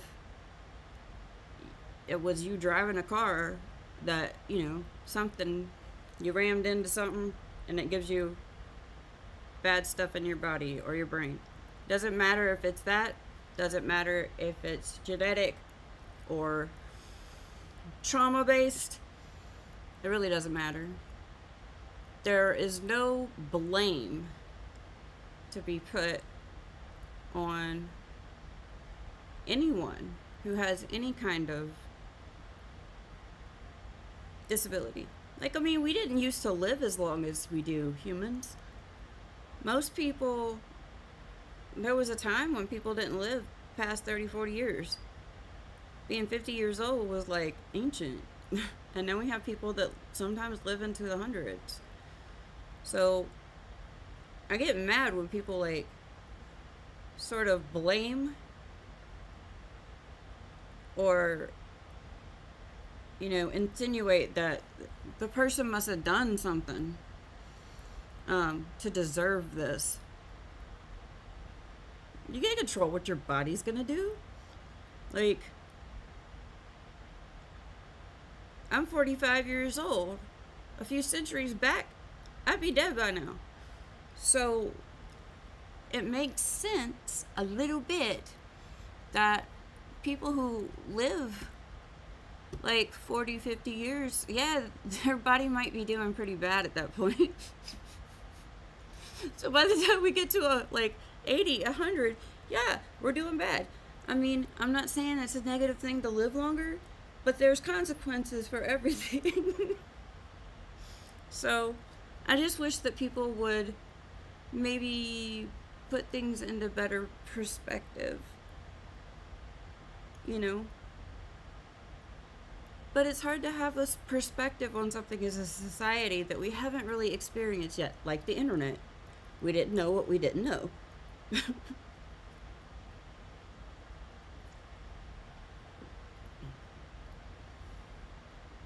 I understand that.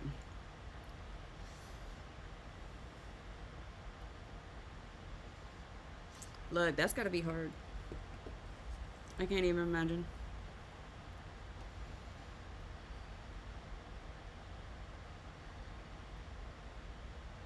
Don't you love when you're told, there's nothing wrong with you? Like, feeling like, can you feel my body? I don't think you can. Something's wrong. I can tell that something's wrong. It's like when you're driving your car. And, you know what your car feels like when you're driving it. So when it starts going, thump, thump, thump, thump, thump, thump, thump, you recognize that. That is a symptom of something being wrong with your vehicle. If your body is your vehicle, and it starts going thump, thump, thump, thump, thump. Like, I'm trying to make you laugh because that's... my heart breaks for you. It does.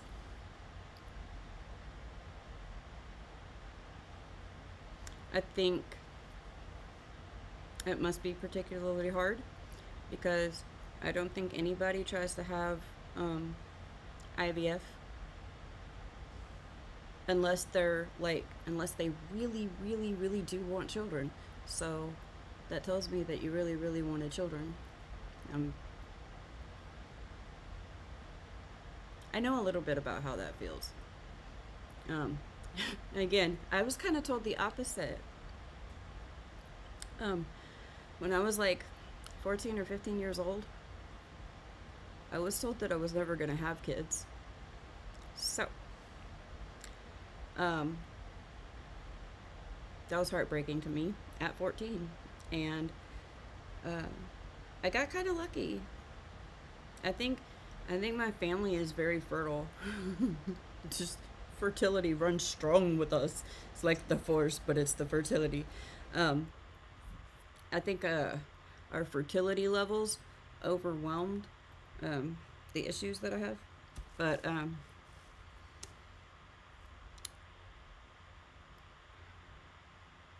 it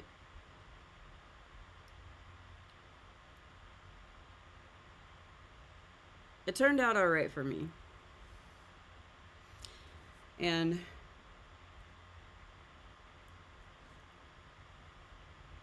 I think about those who want but cannot have, and it makes me burn inside to hear people in the media saying things about childless people, and I'm like, oh, that's so uncool.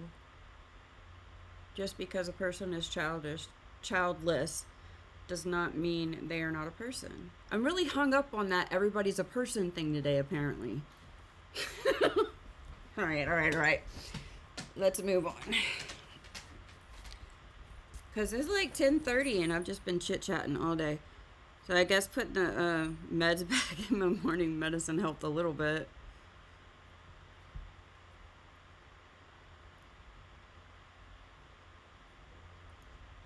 I swear I'm going to finish one flower. We'll finish one flower at least.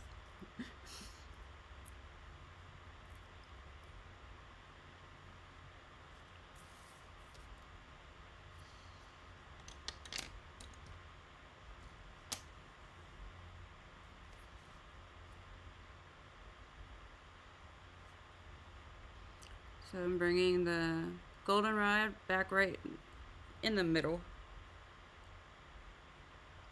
And almost close to the edge of the flower.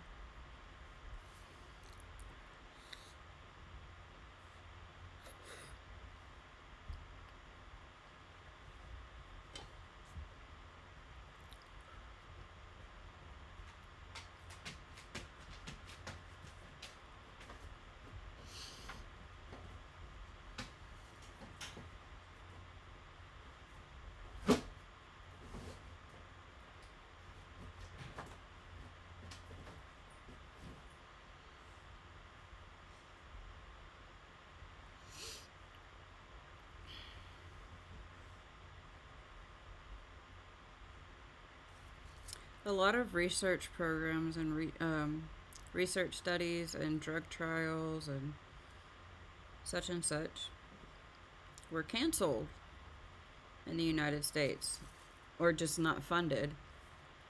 And that's one of the things that thoroughly ticks me off. Because there's stuff that I pay attention to. Not necessarily because I have it myself, but I know it's important. And I've always been pretty excited about scientific advancements and stuff like that, especially in the medical field. I was never in the medical field myself, and I can't say I didn't have an interest in it, but I was around it a lot. And I developed a pretty huge respect for it as a profession. And I understand disabilities and just illnesses in general. And I know what it means to people in the world to have solutions and understanding of what is going on with their body and how to live a better life or how to live. And I also know that there's a really big disparity between the conditions and illnesses that are common and those that are extremely rare. Those extremely rare conditions don't get as much attention. They don't get as much focus because companies are going to make more money off of somebody who has diabetes and has to have insulin every single day than they are off of somebody who's like one of 3 people in the world that's got a condition that nobody's ever heard of. So the more rare it is, the less people want to investigate it. That bothers me.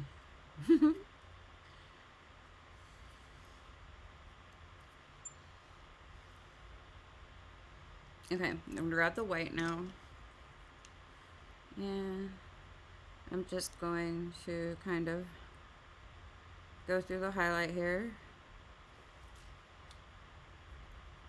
You see what I just did? Ah, okay.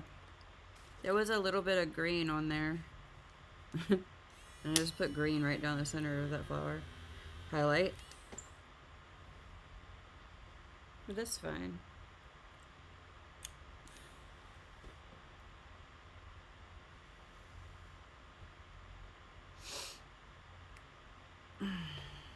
Alright, so eraser. I'm just going back through there. And remove that green. And that is why quite often you will see me wiping the tip of my pencil. So when I get this buildup right here of color, everybody can tell I've been using colored pencils because I do it like that. When my finger starts bothering me, I'll do it right there on my shirt. It's an issue. I shouldn't do that, but I do.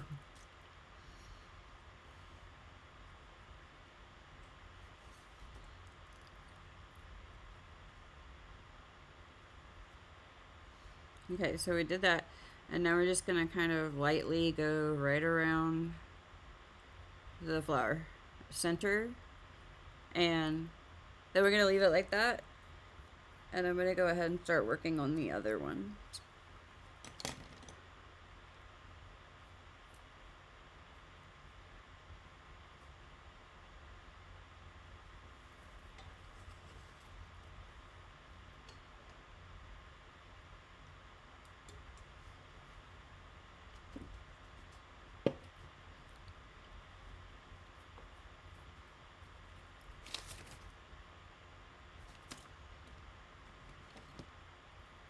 Got processed red.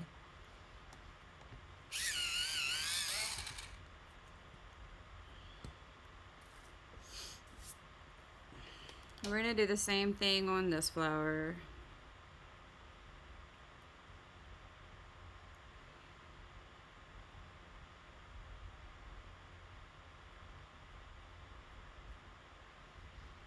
So on this one, I'm only gonna bring the color like halfway up each petal.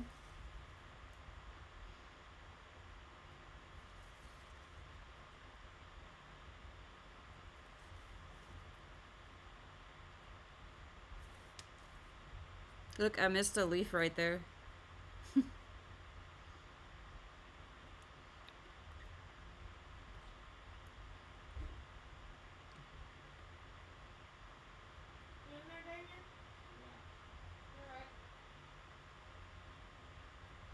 And I'm gonna add a little bit of a cast shadow right here, because that is gonna be dark right underneath that other leaf. The petal from the orange will be dark right there. And then let's see, we're gonna make our 2 little lines through each petal.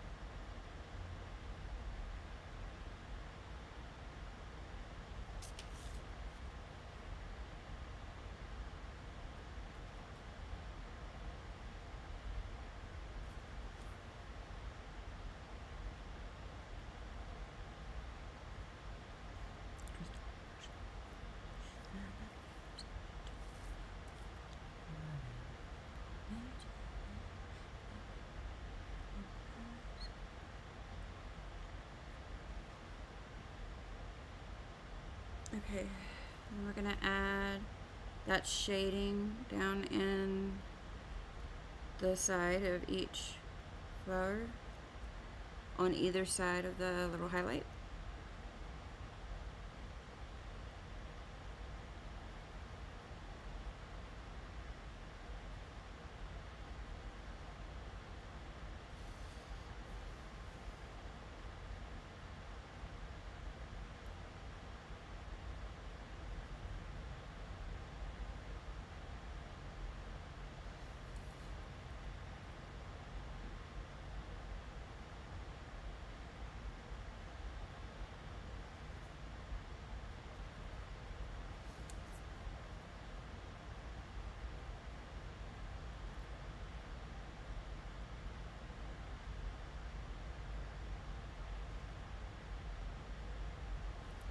Right.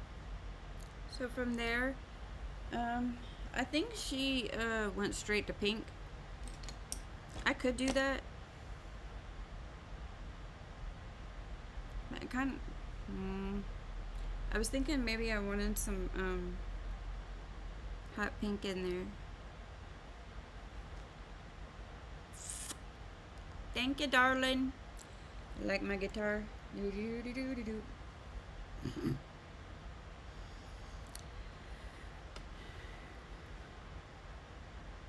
I was gonna add some hot pink in there, but then I looked at the flower and like there's not a lot of space there. So I thought I would just maybe not try to make it so difficult on myself. 2 colors is sometimes just, it's enough. Look, but if I can put 17 colors into a particular area, I will. Especially because I really do love rainbows.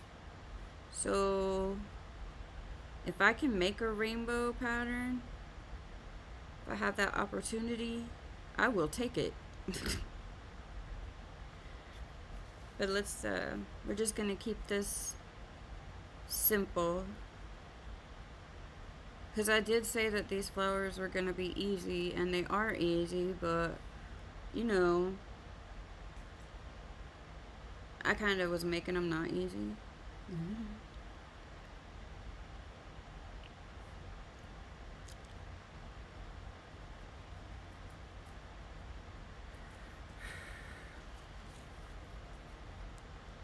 She is almost finished.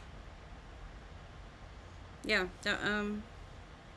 the flowers here are the last thing we have to do. Then, well, not technically. Then we're gonna go back through and just add some depth and dimension and some white highlights, especially on the shirt, and some areas that'll be a little bit darker. Have a good day, babe. I always wait for something to fall off the wall with that door. Yeah, we're almost done with her.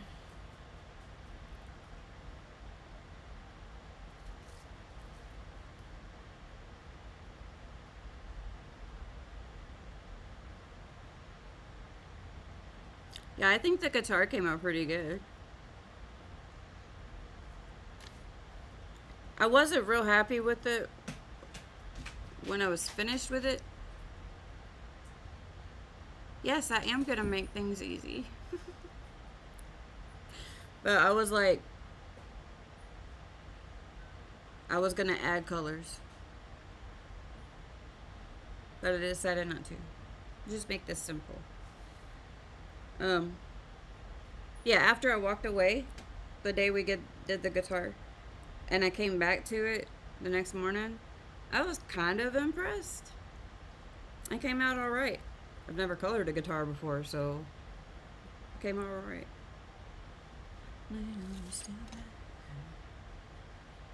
I'm kind of feeling like I'm not tired. I'm not tired, but I am feeling sleepy. Which is, yes, it's different than being tired. Right. So I'm gonna go ahead and do the other 2 flowers like this. we're just gonna keep it simple, simple, simple, simple.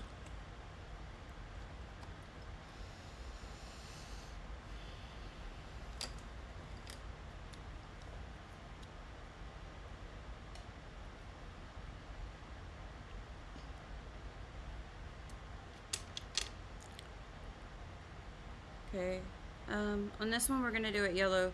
So I'm gonna add like a thin amount, less than we've been adding on the other colors, of the sienna brown to the flower and the cast shadows, just a little bit, because the brown is gonna give it some depth when we do the yellow, but we don't want it to stand out too much. We're not coloring a brown flower. We're going for yellow.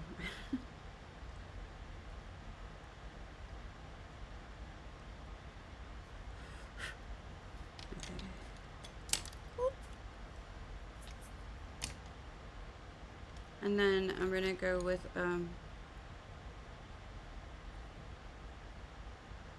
let's go with yellow ochre. Yeah. I'm gonna go right back over that brown. So that's kind of like adding a toning effect to it as well.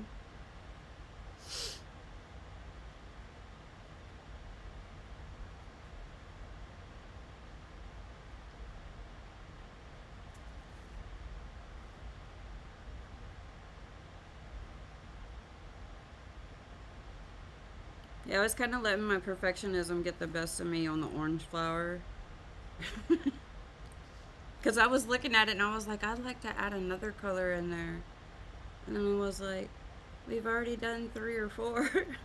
It's just a small flower.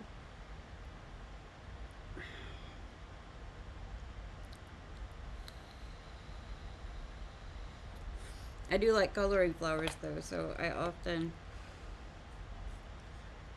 what I do is I'll take the technique that I'm shown in the class, and I usually change the flower colors. Yeah, I usually do, actually, now that I think about it. Like, I want the flowers to be the color I want them to be.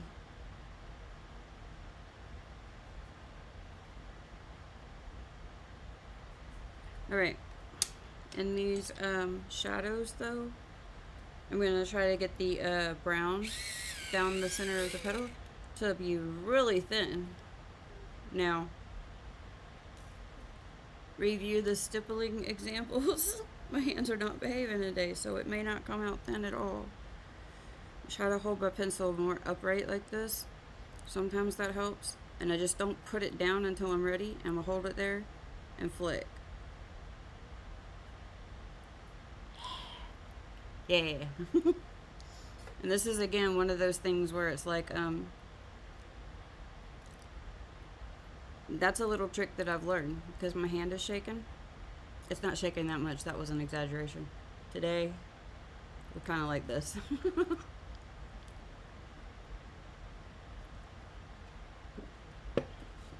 I do try to make things easy, my love. But sometimes I make it hard.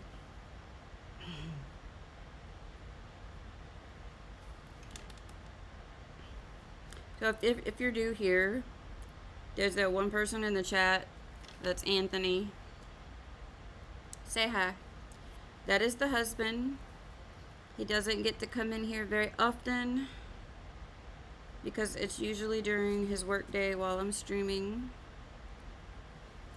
Though we have talked about maybe doing like a special little stream maybe on the weekends, and of me and him being fools.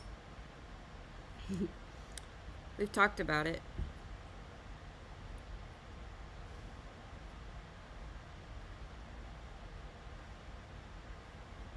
Okay, that's pretty good. So, I'm going to add a teensy bit of shading down here. Really tiny. Again, I just don't want the brown to overwhelm anything. It's just the very inside area of the flower.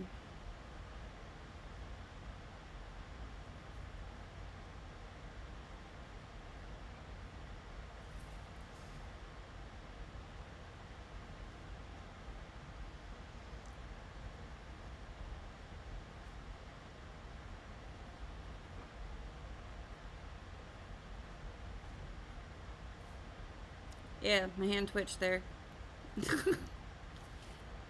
Things happen. When you're doing art, things happen. Sometimes art happens. But usually it's...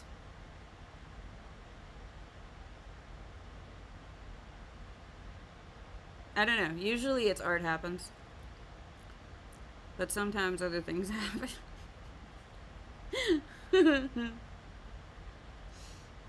Okay. Alright, now I'm going to grab my yellow ochre back. And we're going to go over all of that. So, in this flower and this flower, we kind of didn't go over everything and smash the colors together. In this one, we kind of are. We're getting the, we're covering up the brown that we just put on there. Yeah, that's what I'm trying to say. Can you get it out of your mouth? Sometimes.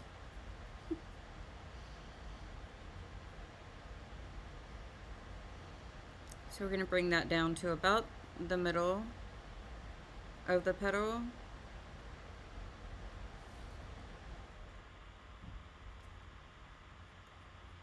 I brought the gold, yellow ochre down these two center vein like areas almost to the end. I only brought the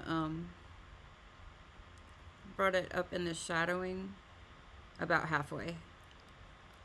That's gonna help it to stand out when we get the canary yellow in here, because sometimes the yellow just, it doesn't show the shading very well.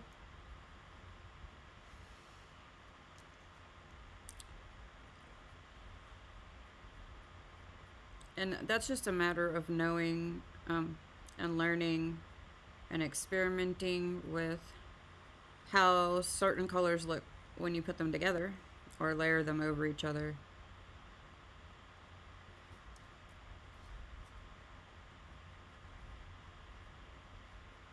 And I could have used the goldenrod, which would have given me more of a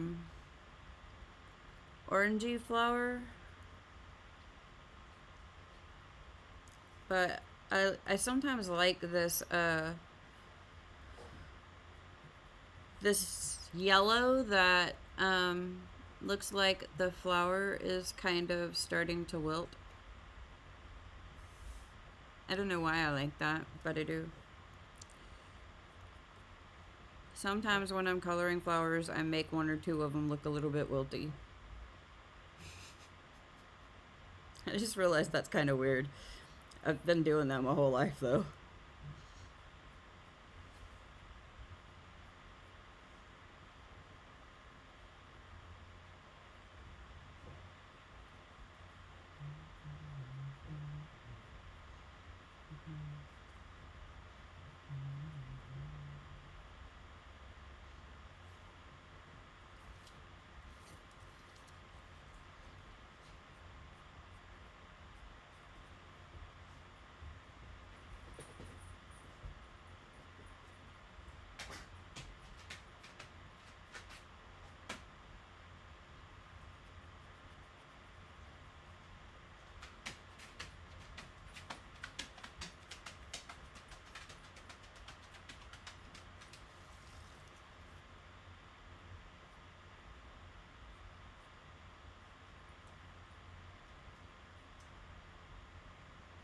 Okay. And now I'm going to bring the canary yellow through. I'm going to start about halfway back on the petal and then bring the canary yellow down the whole thing. So here.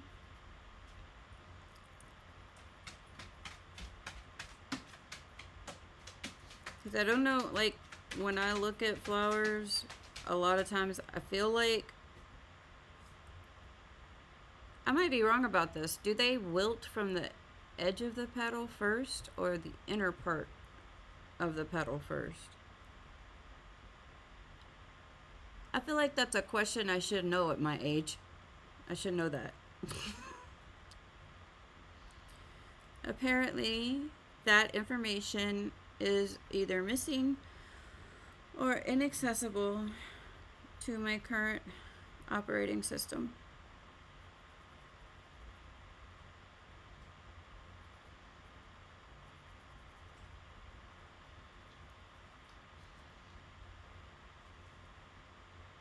How's Monday treating you, babe?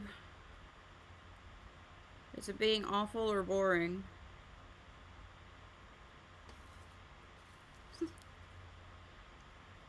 Sometimes those are the only two options, I think. Work is either awful or boring.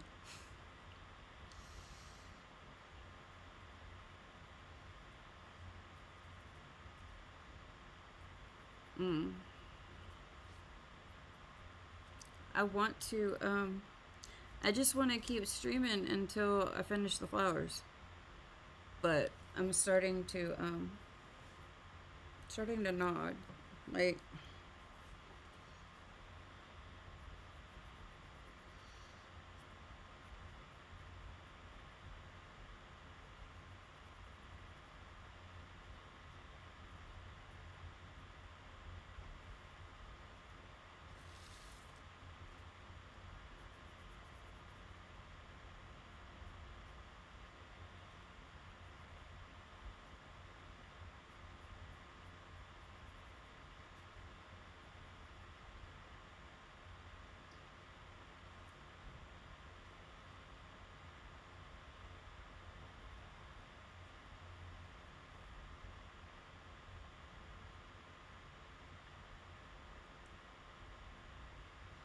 the first part of a petal to wilt is typically tips and edges. Yeah, that makes sense. Well, this particular flower is wilting from the center. It's boring. It's always boring when I'm not around. I'm sorry about that.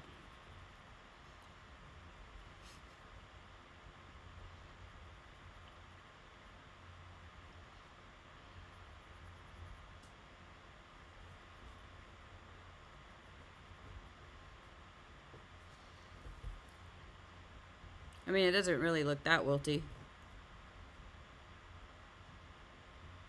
It does look a little smudgy and not well defined. Okay, we're gonna leave that, and then we're gonna do, let's do a, what color did she do? She did blue. I kind of want it to have a purple touch to it. So I'm gonna grab,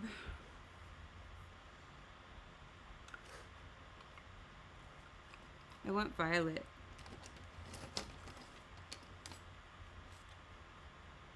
Violet. And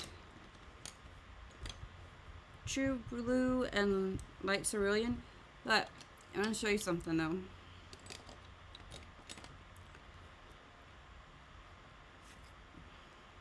So these three colors I have in both the Premier and the Verithin, and I want to show you how it will look a little bit different when using just the Verithin pencils on this flower. Why are we doing this? I'm trying to stay awake. Sometimes if I can interest my brain for a little bit longer. I've been in bed for like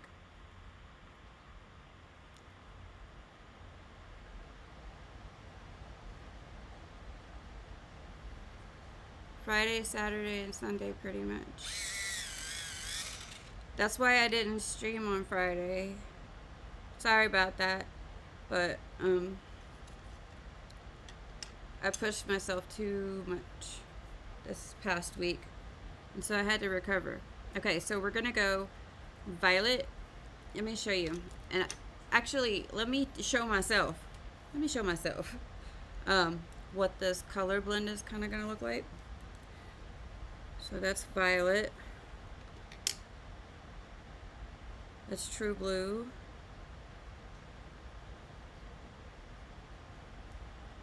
And Light Cerulean.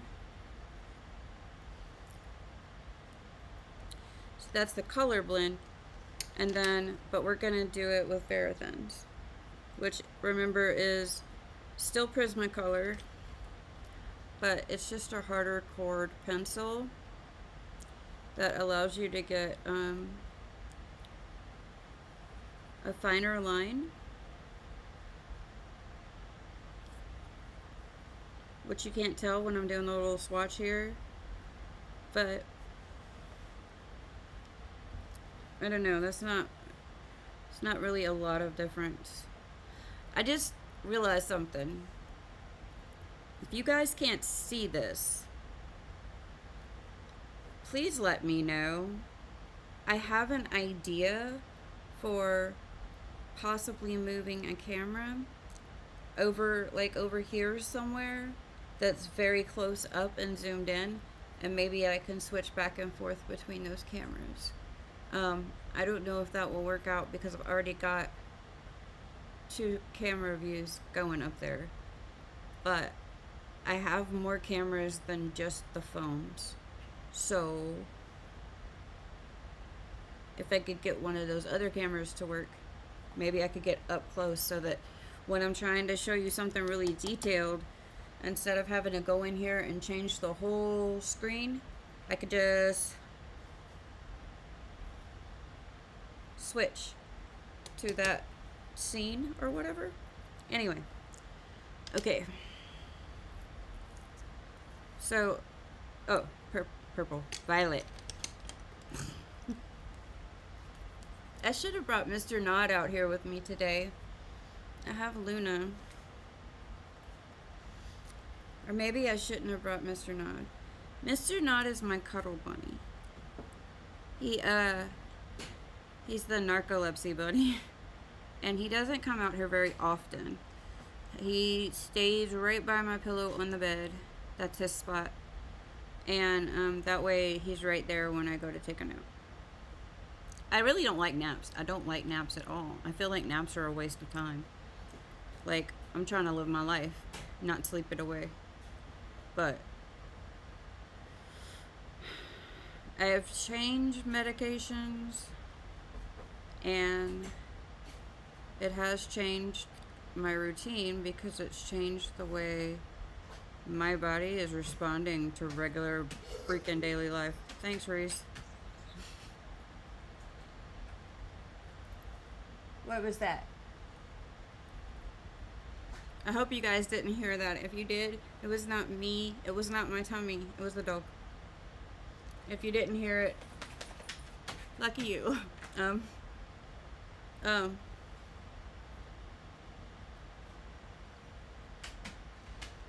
It's empty. It's past 11. I'm gonna stay. I'm gonna stay as long as I can, but I'm gonna go get some coffee real quick, okay? I will be right back, you guys. Don't go anywhere.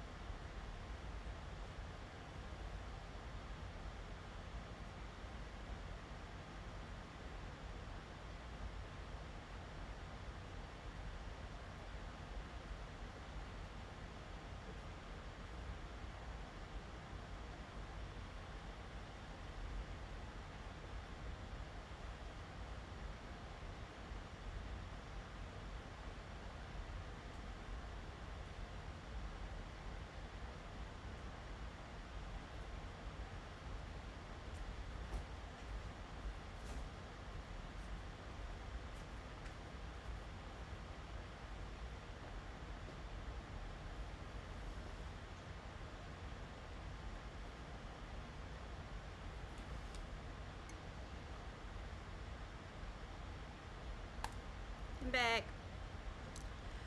I almost dropped the creamer on the floor. So I had to get a fresh half and half. And that little ring thing inside of it that you have to pull out, when I pulled it out, the half and half slipped in my hand, but I managed to keep holding on to it, but then I have to wipe there's some half and half that was on the mini fridge. But I saved it.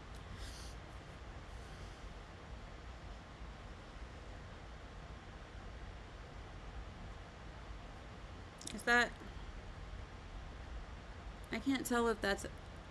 I don't know if that's actually a separate petal here, but I'm gonna assume that it is. Around this little petal of the yellow flower that's overlapping, I'm adding in this darkest color still, because that's in shadow. There's a cast shadow right there, so it ends up being like the darkest area of the flower petal, and therefore it's also the darkest, usually the darkest color in your blend is where you want to put cast shadows. So even though I'm taking this from a purple to a blue, I feel like over here it would be somewhat purple. You could also go with a darker blue right there. It's kind of up to you when you're coloring flowers. Unless you're coloring a specific flower, like you specifically want to color a daisy or a sunflower. If you're just coloring different colors, pick your own colors. It doesn't matter.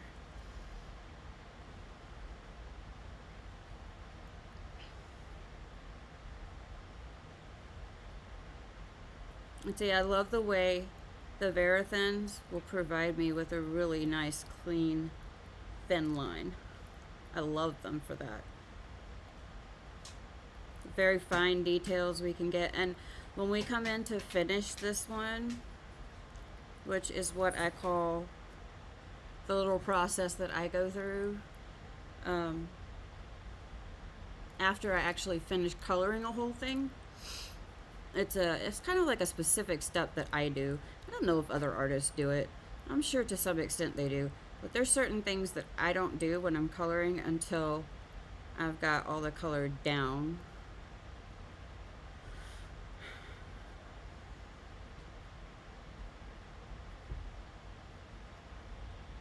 And I really do love the Prismacolor Verathins.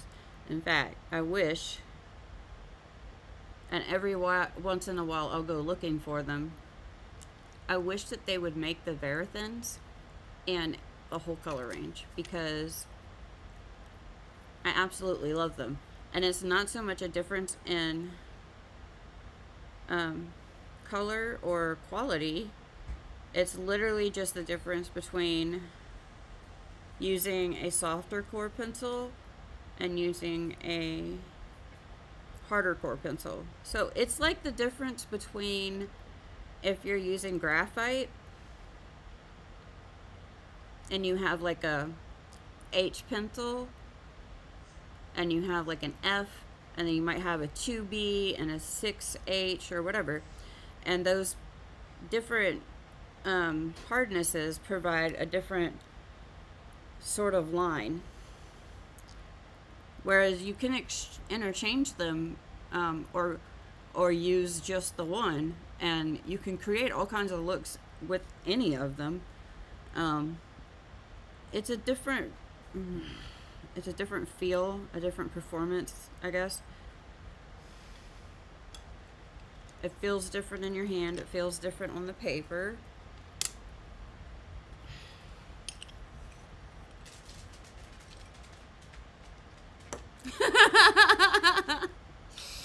Oh man, Andrea, you sound just like me. I found something yesterday. Now I can't remember what it was. It was some nail art stuff that I completely forgot I had. Yeah, oh, it was nail plates, stamping plates. I kind of have forgot that I have bought them, and they're like some special ones that are kind of like, I mean, I hate to say this, but it is what it is. They're Disney themed. I'm trying not to be mad at Disney anymore because they did the right thing in the end. But I'm still a little bit miffed that they didn't do the right thing in the first place. Okay, now I'm bringing our light cerulean around over all of the color I've previously put down, and a little bit further. And I'm not being too precious about how far I go up. I'm kind of just letting it blend. So what I've done is tried to give you a little bit of variation on each one of these that kind of give each one a different look. So this one has 2 layers of color on it, and it's very blended together in the middle, like the colors overlap a lot. And I've got the white through the highlights. On this one, it's just 2 colors, and it's only 1 layer, and actually it's a very light layer. And I didn't connect the 2 pinks on either side at the edges of this one. I did it like this. And then this one, I did connect all of them. That one's not very much different. It's just the tone shift. And on this one, I'm using the Verathins. So they don't really look completely different. I know exactly what it feels like to open some kind of art thing that you bought like a year ago. I'm gonna tell you a secret. I own a Cricut maker and all of the required things. I don't know how to use it. I've had it for a while. I don't remember how long. Pretty sure my husband knows, but I don't know. I've had it for a while. But yeah, I like when sometimes I will subscribe for a little while to an art box subscription, like Sketchbox. I enjoyed that one for a little while. But usually what I do is I'll subscribe to it for like a year, and then I'll end it, and I'll take that money and put it towards a wholly different collection or subscription. Because I feel like usually once I've gotten about a year's worth of stuff from a place, well, that includes all the holidays, right? Like, so I pretty much keep things for about a year. I used to have a subscription to ribbons because I like to make hair bows. I think of all the things I could do with that Cricut every day that just don't really have the room right now to give it its own place and workstation. And honestly, I'm having the same problem with the Cricut that I'm having with the WordPress. It takes a certain place in my mind for me to be able to learn about something and understand it at that level. But also, I don't learn anything unless I put my hands on it and kind of do it myself. And nobody else around me knows how to use a Cricut. So they would have to learn how to use it and then turn around and teach me how to use it. And, so it's just put off for now.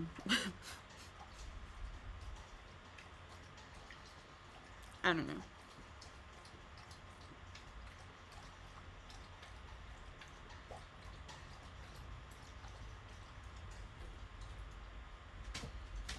If you can figure out how to make a photo post in the community, Andrea. I'd love to see what you discovered deep in the depths of your craft stuff. I have a whole bunch of nail art supply boxes that I have not opened yet for several months, from Maniology and also from Betsy. And I don't know if anybody would be interested in it, but I like to do not necessarily reviews. I'm not big on reviews, on doing them, because my opinion is my opinion. We've had the Cricut for 3 years, and I've never plugged it in. Yeah.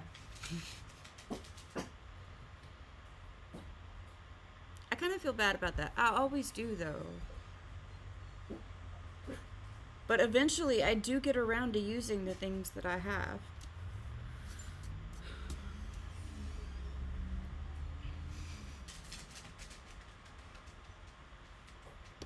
But I've been thinking about doing just some opening of the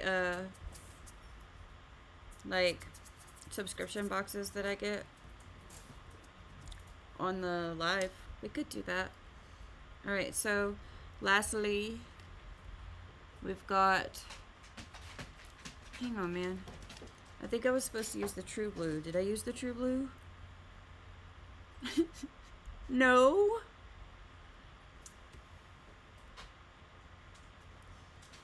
So, okay, I'm gonna go back over what I just did with the light cerulean blue, with the True Blue, to make it darker. I messed up. Oh well. When you mess up, you just keep going. So, I was putting a really thin layer of color down here. Anyway, so because the Verathins are, they're very light. They're really great for delicate work. So I'm just gonna, there's plenty of tooth here for me to put this color right over the cerulean, and all that's gonna make it blend a little better as far as the colors merging. I'm all about silver linings, okay? And the worst like apocalyptic type stuff, I can find a silver lining. And if I can't, I know how to make jokes, even if they're like not really appropriate.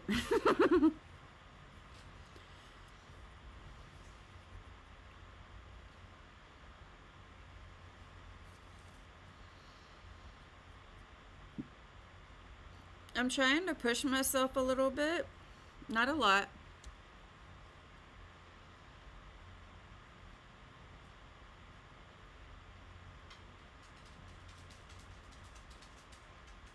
Oh, that sounds like so much fun.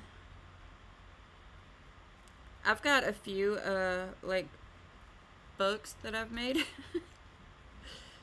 I got into it for a few months.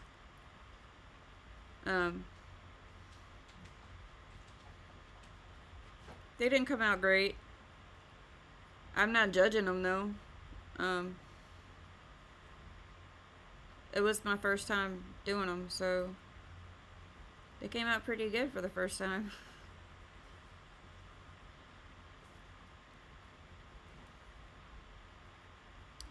I showed one of them on here a couple of weeks ago.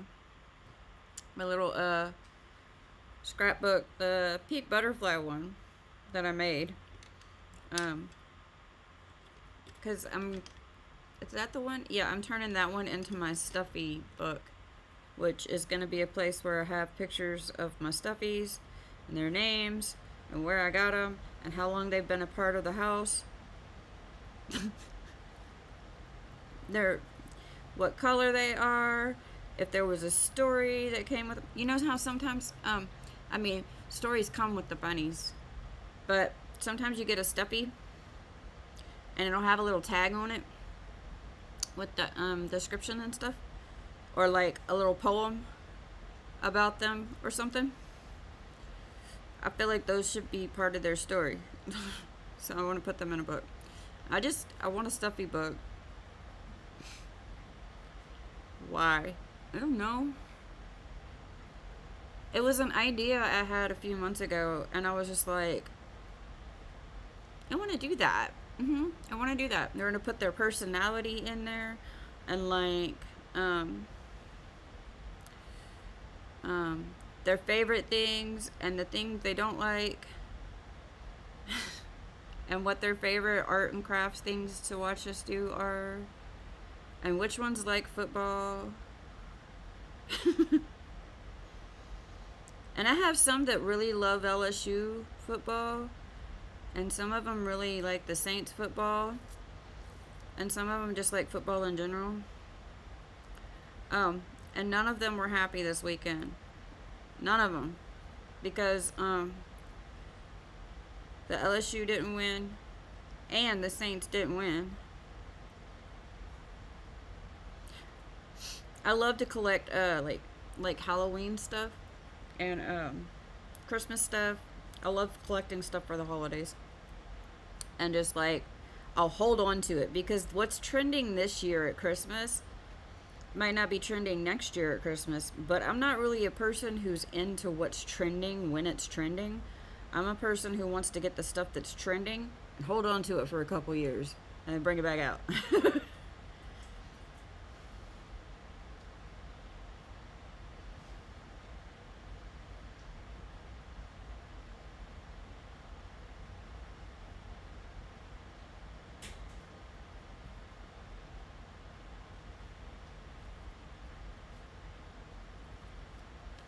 All right. That's pretty. Let me fix this leaf over here that I missed.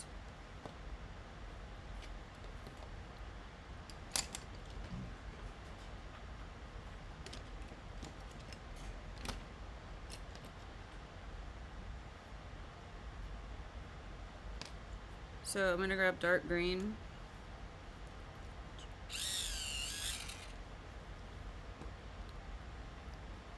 Bringing it back. What am I bringing back?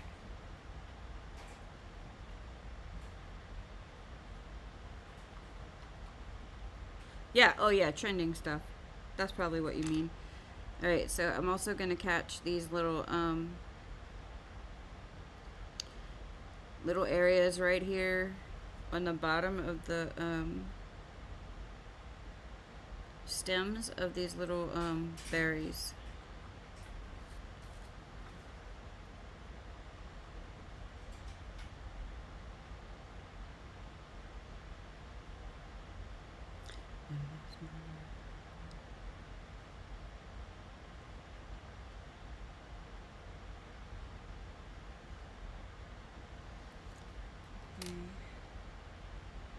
And then I still forgot to do the leaf.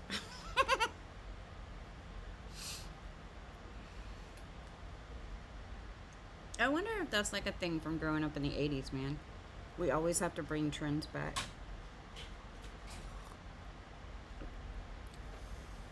I don't know what kind of coffee this one is. I didn't pay attention, but it sure is good. Ooh. I'll have to check when I go in there. So we got this leaf right here. It hid from me, but I will not be denied. Ha ha ha.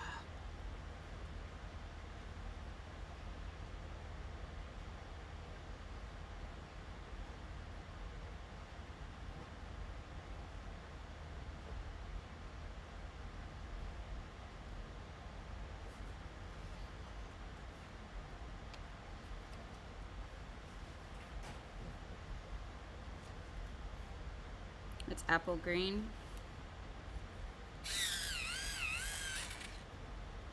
And if you want to see how I did the rest of these leaves, that was,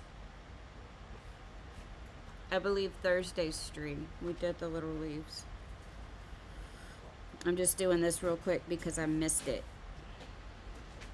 I missed it.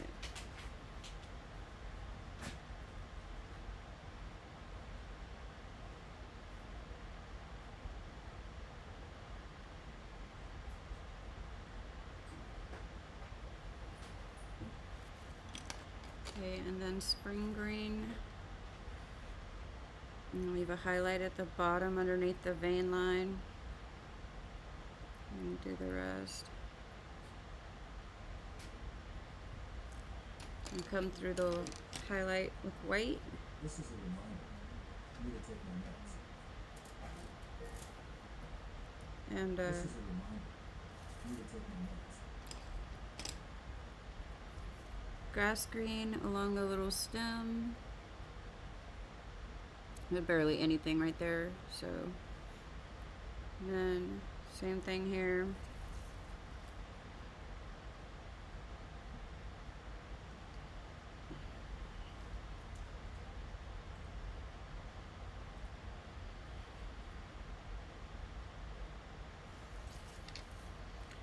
And then the spring green.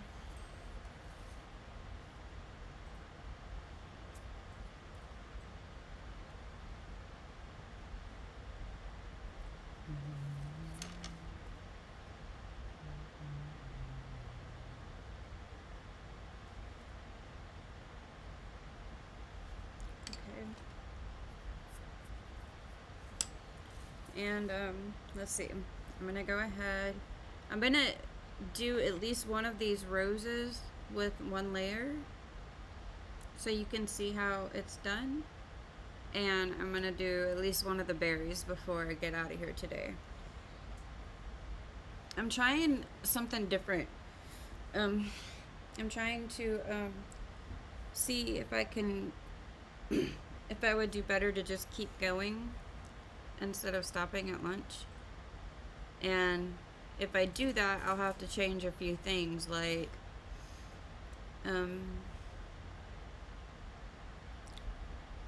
I might have to retrain the dogs. I don't know. It's frustrating the way my body is making me like sleep. It's frustrating. So, all right. How are we doing these particular roses?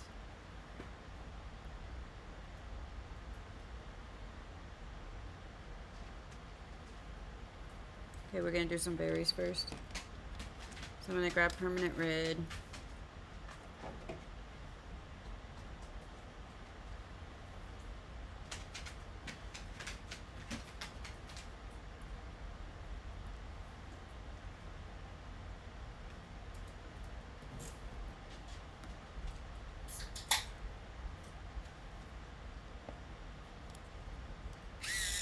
We're gonna take permanent red. And I'm gonna do these berries right here. To do that, I'm just gonna go around the whole thing on the inside. And I'm gonna make like a little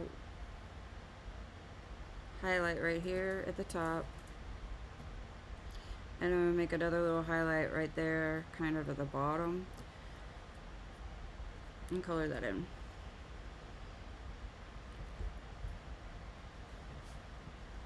Just a really easy, non-fussy way to do a berry. I'm gonna do this one over here too.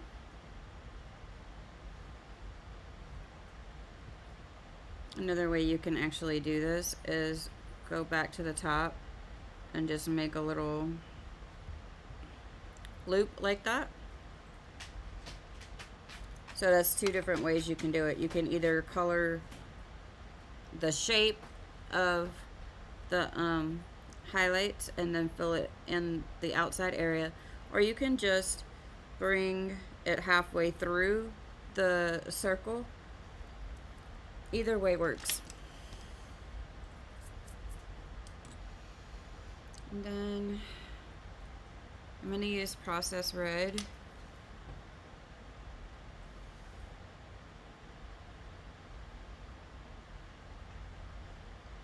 I need to take my meds. That's one thing that I can't change on the schedule if I decide to just stay on longer. Because I really do like to get through at least one full section of something that I'm doing. And I've been having to like bail pretty quickly. It's bothering me. when things converge to a point where I don't get 8 hours a day like most people to do work stuff or to be with family. I don't get, well, 16 hours. I don't get that 16 hours. My body does not allow me to do that much in a day. So anything that makes me like fatigued a lot, that I feel like it's stealing from me. It's stealing parts of my life where I could be doing something, and it really aggravates me. And it's sometimes very hard for me to go from that mindset to like the mindset that, oh, you're supposed to like conserve spoons to a certain degree.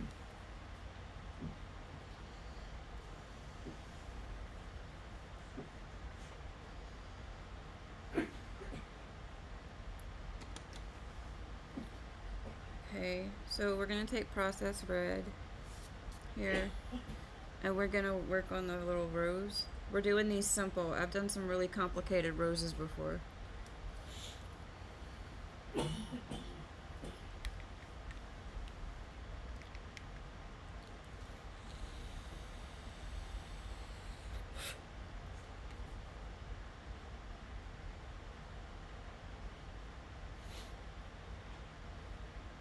So there is a little bit of light source going on here, but we're gonna do this pretty fast. Let's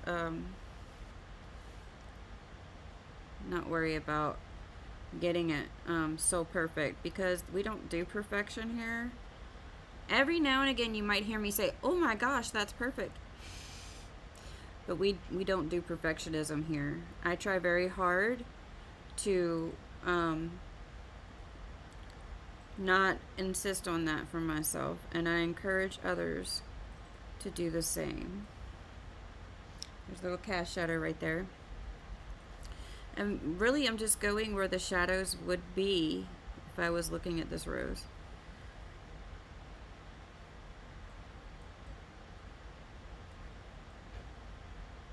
The TV has just been running today. I'm not even paying attention to it, which is probably good. I have no idea what I've watched.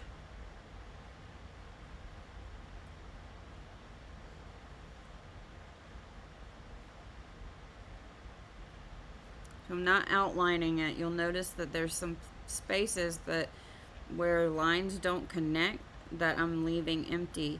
That's where your light source kind of is. This is a more simplistic way of dealing with light source.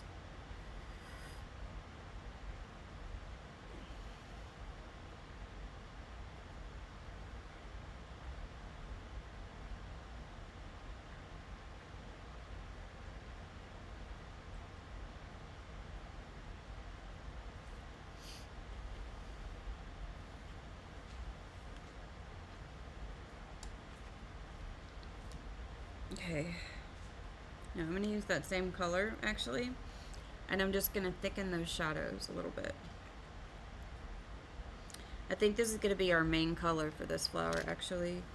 Like, I might put in a pink, but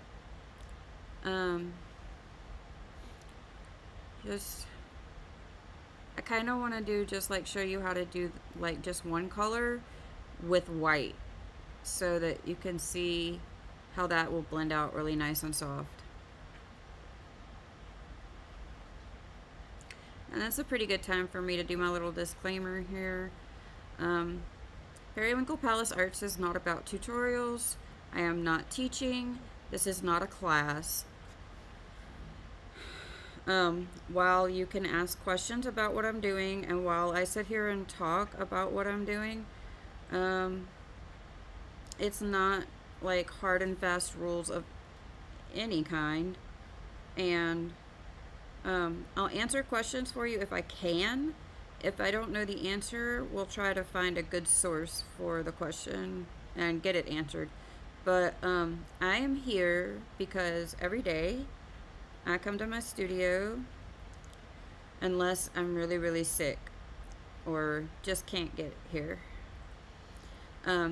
I show up at least Monday through Friday, and I sit down and I do art. And so what this is me sharing that time with you all and just seeing, like, having a little bit of community and chit-chatting while we do art.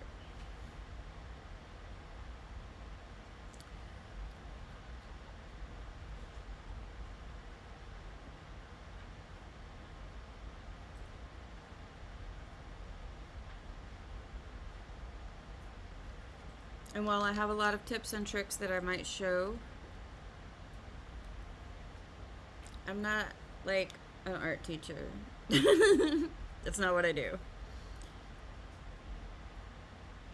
Let's go ahead and we're gonna add just pink in here. And then we'll do white.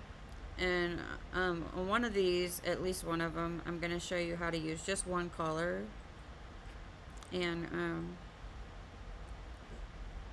white. This one's like kind of prominent, so I wanted to add a little bit of pink into the process red.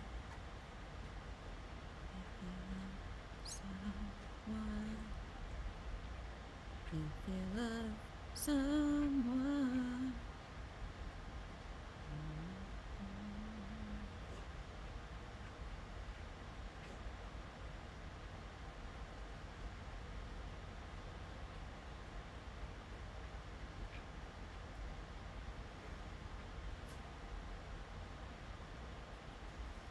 Okay, we're going to come back over this with white.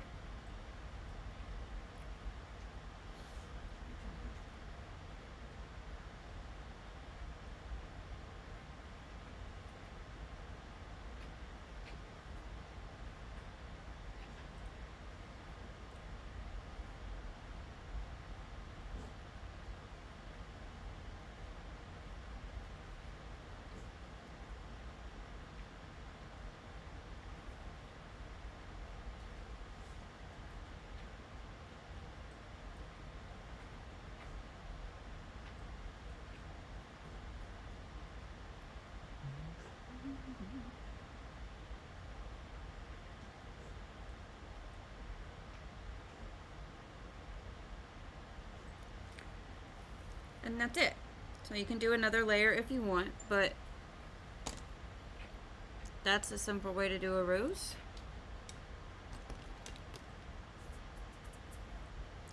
We'll do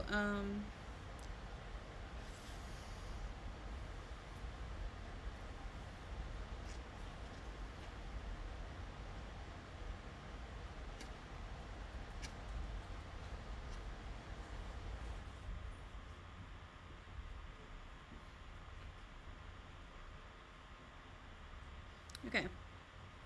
So I'm gonna do a pink one over here with just pink and white. This one. And we'll do that one in a yellow color. Do you like yellow roses? I do. Actually, let's change that. I'm gonna do permanent red on the bottom one. And then we'll do yellow on the top one. And we'll do the permanent red with just red and white.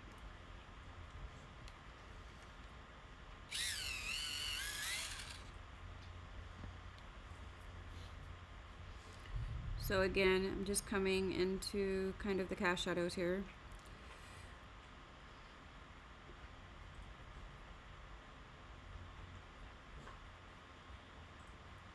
And I'm making them pretty thick. Just starting out like that.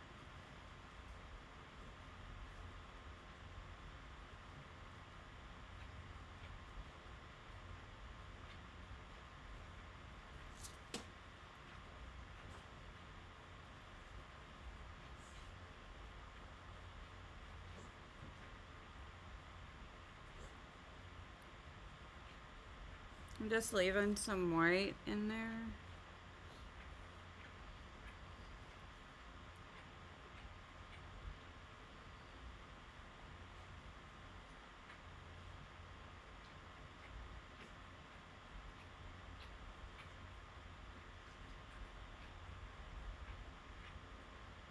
Okay. I think yellow roses are ugly. Like in real life. I don't like them. I don't know what my issue with them is. I'm not a big fan of roses either. My favorite flowers are carnations. Love them. I think roses are overrated, to be honest. Although I've seen these little rainbow roses. They're beautiful. They're so beautiful, but it's because they're rainbows. I love rainbows. Okay, so now I just did that one little, almost like a touch of red through there, a permanent red. And now I'm going to come over the whole thing with white.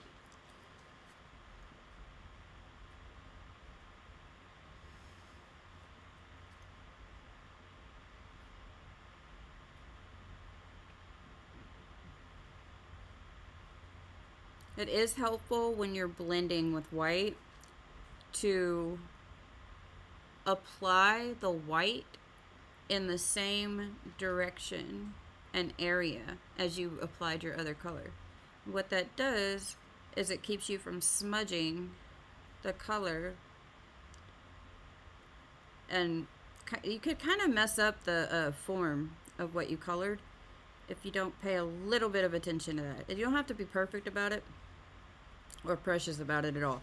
But if you notice, I'm coloring this little red triangular like area on this one petal first, and then I wiped my pencil off on my finger.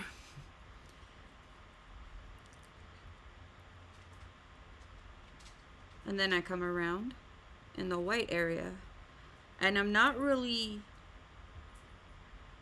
doing the red area and the white area at the same time or coloring them back and forth.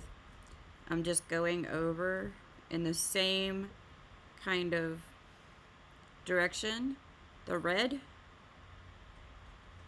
as I went the first time, and then I come back with the white.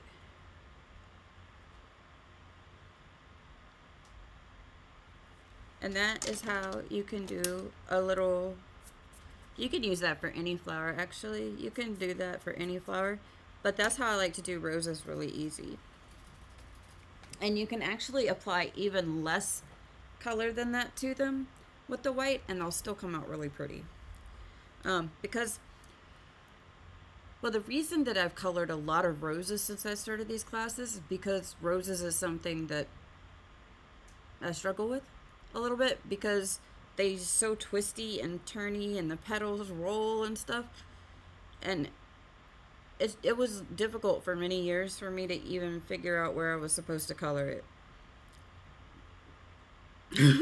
Alright, I said we were going to do a yellow one.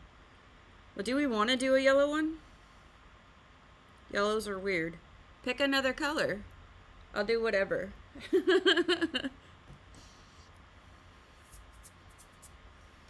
You can pick the color if you want. I'm gonna do this little berry over here, and when I'm done with it, if you picked a color, then I'll do it the last rose that color. I think I also don't like yellow roses because they're a really big thing in Texas, and I don't like Texas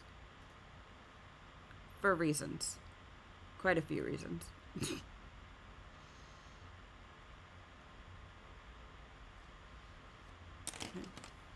So I'm gonna go over each of these berries with the white and just blend it out a little bit. And on this, I'm just kind of coming in from the highlight, and I am going a little bit into the pink in the highlight. So what I'm doing is I'm using the white to bring the color into the white area a little bit, and it looks like it's just highlighted.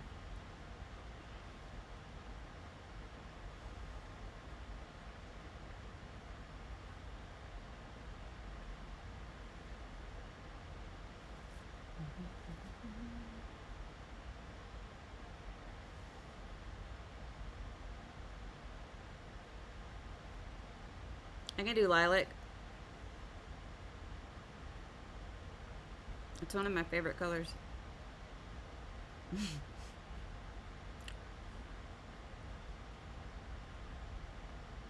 Okay. All right. Can you tell I like lilac? Let's do that with some grayed lavender.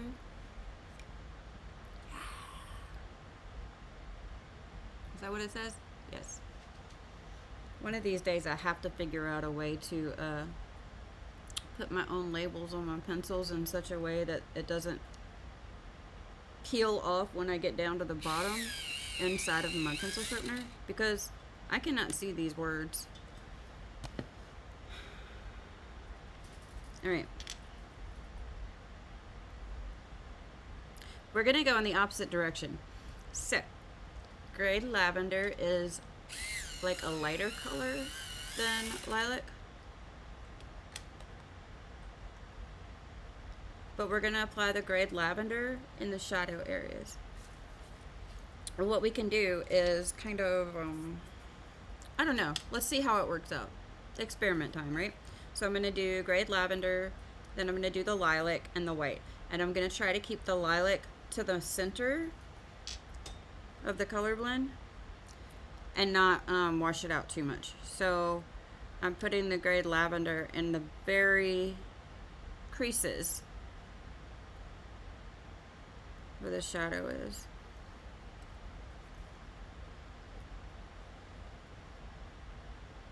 I don't want it to go very far into the flower. I'm using the grayed lavender to kind of give it a touch of color, and also the gray and the grayed lavender, usually it works really good as a I think of it like paint and primer together. Is that what I'm trying to say? Not really. But okay. If you were here for earlier in the class, like like her shirt. So one of the things that we did before we even started on the color is we had French gray, and we laid down the cast shadows with the French gray. That gave it a gray tone, which can help with when you add light colors to something, and you don't want to go over it and over it, and you don't want to go with black, you can just use gray. And then your light colors even will still pop on the paper. So for this, the grayed lavender is both lavender and you get that gray in there. So it should look pretty good as a shadow color. It might not. I could be talking out the side of my head. But you're here with me and we'll find out together. How about that?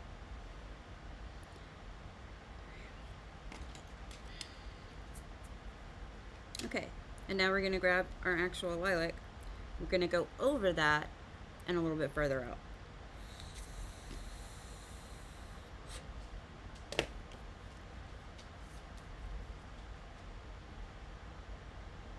I really do like to experiment a lot. I feel like experimenting is also part of the process of learning. So, that being said, here's another tip. It's really hard to allow yourself to experiment with things when you have perfectionistic tendencies. When you're experimenting, it's kind of important, okay, say in science, that even though you might walk in with a hypothesis, you don't have actual preformed or preconceived ideas, or you're not doing the experiment for the purpose of creating a specific result, at least not the first time. Maybe when you're reproducing it down the road to make sure it works, I don't know. But you know, when you're experimenting, you're basically starting out with a theory and you want to test it, and yet you have to be prepared for mistakes, making a mess, conclusions that you did not expect. So you have to let go of the perfectionism. Have to. Or how will you ever be able to, like, experiment freely? Like, I feel like that's something we all need in our lives.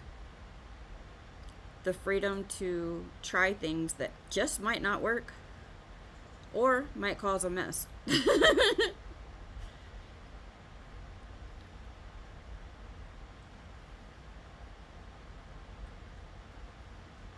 And I've noticed with myself, at least, it can be difficult to convince myself to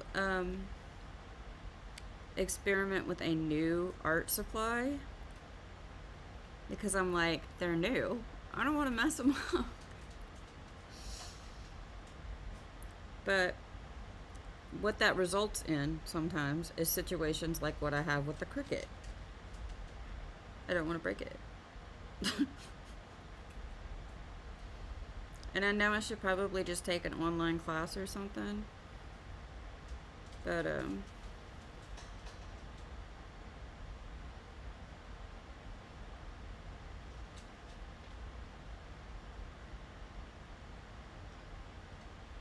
I'm being very light with this. Like, I really am.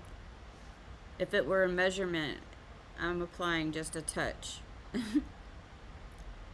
I think that looks really pretty.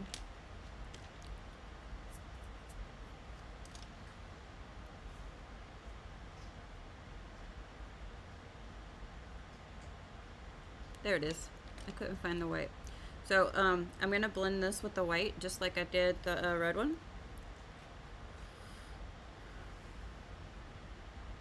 A lot of the time I want my pencils, especially my white pencil, to be very sharp. But if you notice, it's not very sharp right now. And the reason for that is because I'm really using it to blend. I want I want it to take the color that is there and spread it out. So that's actually blending with the white pencil. In here, I'll show you, we're not going to want to blend. So on this yellow flower, I'm going to just go down right down the center, like that of the petal. And I don't want the color of the yellow to go into the white, if that makes sense.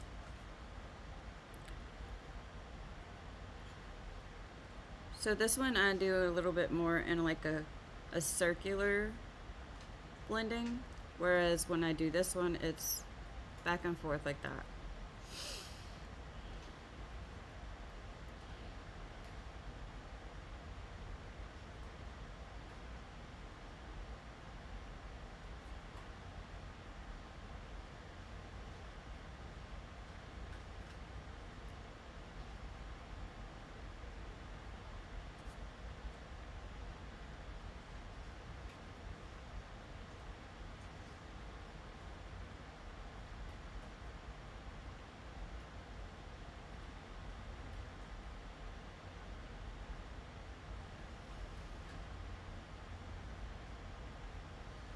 And there we go. Okay. Lilac just for Andrea. Yay. Okay, essentially, we are done with this. For me, we are not done with this. I am going to go ahead and finish up the flowers because I showed you how they each look a little bit different.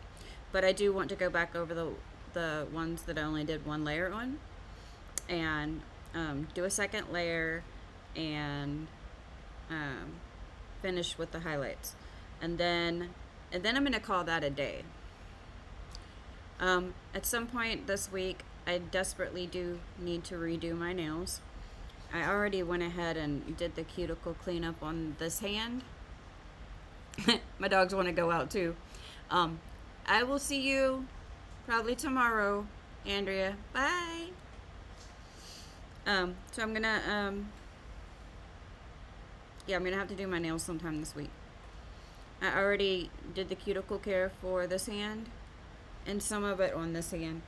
And I also filed these down because they were too long and I knew that I wouldn't be able to color this morning. So I went ahead and filed them. But I haven't shaped them yet, and I have not removed the previous design. I'm not gonna do all that until the day that I'm gonna do the new design and redo the overlay, because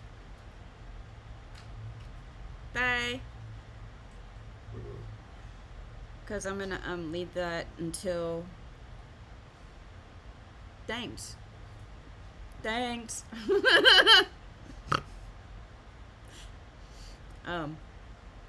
yeah, we're gonna do a whole new design, and this time I want to do a vote. So I'm gonna put a vote somewhere, or a poll. I want to see if you guys have a preference for which nail design I put on. I'm gonna show you how I do my the nail sets that I make off of my nails, like these. I'm gonna apply, and I'll show you how I actually apply them. So it's like the press on or glue on nails that you can buy, but I make my own. Of course. So I'll have to do that sometime this week, and I think it might be tomorrow, because I have this overlay right here is lifting. Now I could put a drop of nail glue on there and just make sure I get it under there, but I don't want to. As long as it's just one nail that's lifting, that's fine, because then I can show you how I fix it when it lifts. But if I get more than one that's lifting, then I'll have to like stop whatever I'm doing and fix it. Alright, so I'm just gonna finish this up here before I go offline.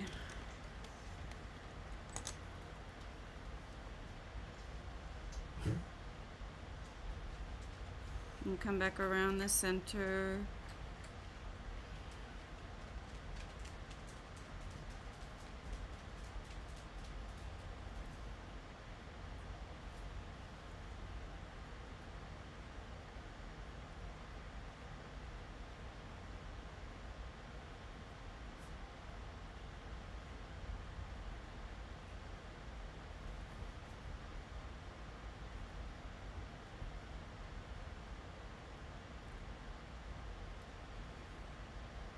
Sometime this week, we will also finish up our big diamond painting. I've only got one little edge left to do. I had meant to do that online with y'all, but I mean, it's a lot. It's a lot of sessions to do a big bling like that. So, also, I spent a lot of time in bed over the past couple of weeks, and blinging is something that I can easily do in my bed. So that's what I did while I wasn't feeling good. But I want to, I definitely want to finish it with you guys, because I put the very first drill on it with you guys, and I want to put the very last drill on it with you guys. And because I want to show you how I finish it when I take it off the board.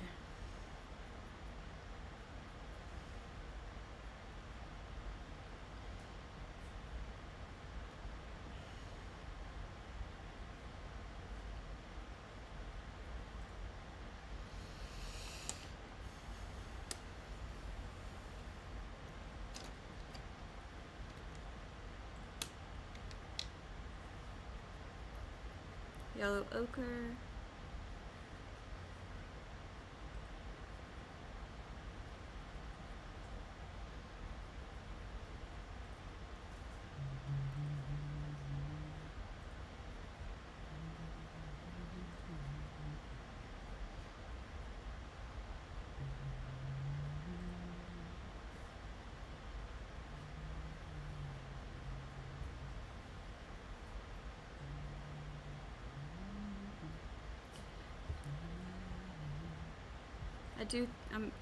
I don't know. I'm thinking that with the change in the timing of my meds, that if I have enough coffee and I drink my energy drink like I'm supposed to,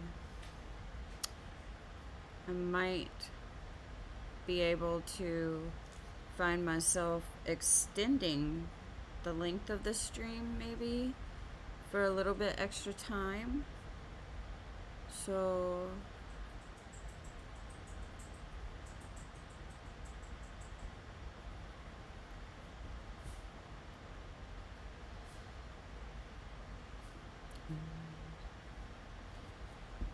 canary yellow.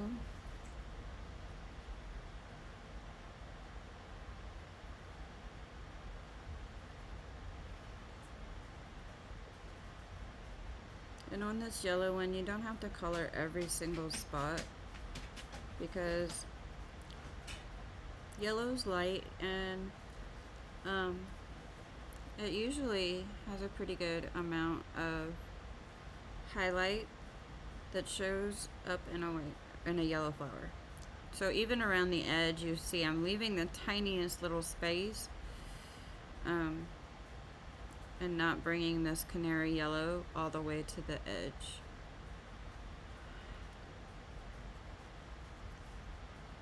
I'm so sleepy.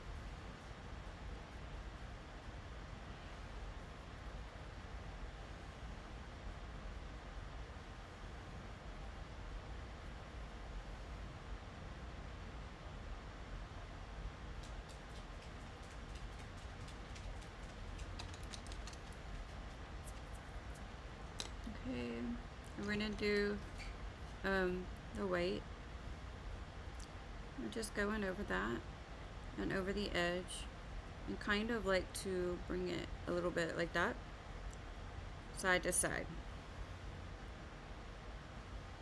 There you go.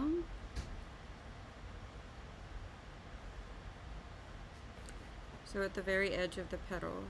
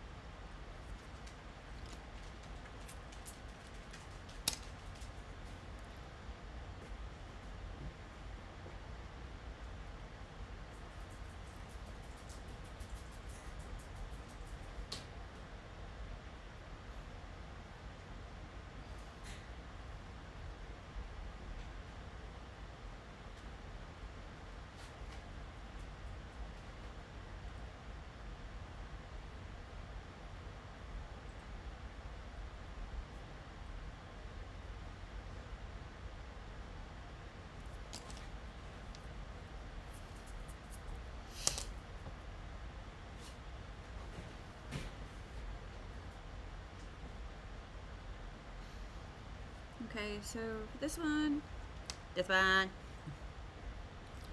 going to use the white and sharpen it. And I'm not gonna add a second layer to this flower. I just want to use the white to blend and define.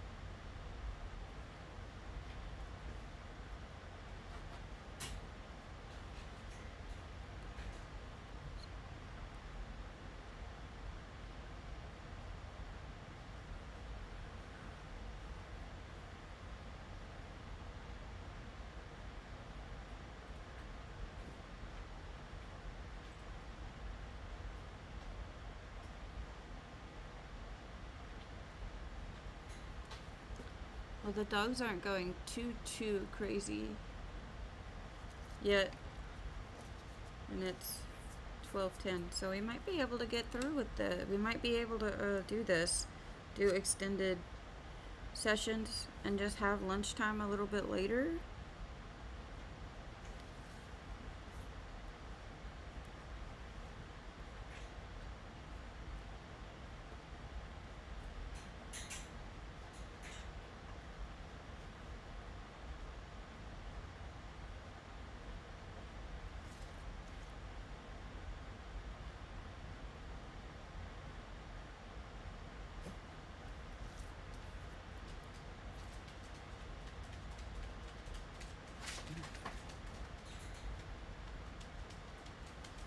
Okay, and now I'm just gonna come lightly over the rest of the flower. I didn't want to do that while I was doing the highlights because I don't want to drag that pink into the white. That makes sense. I just want this to be a soft pink though, and I can get that look by using my white.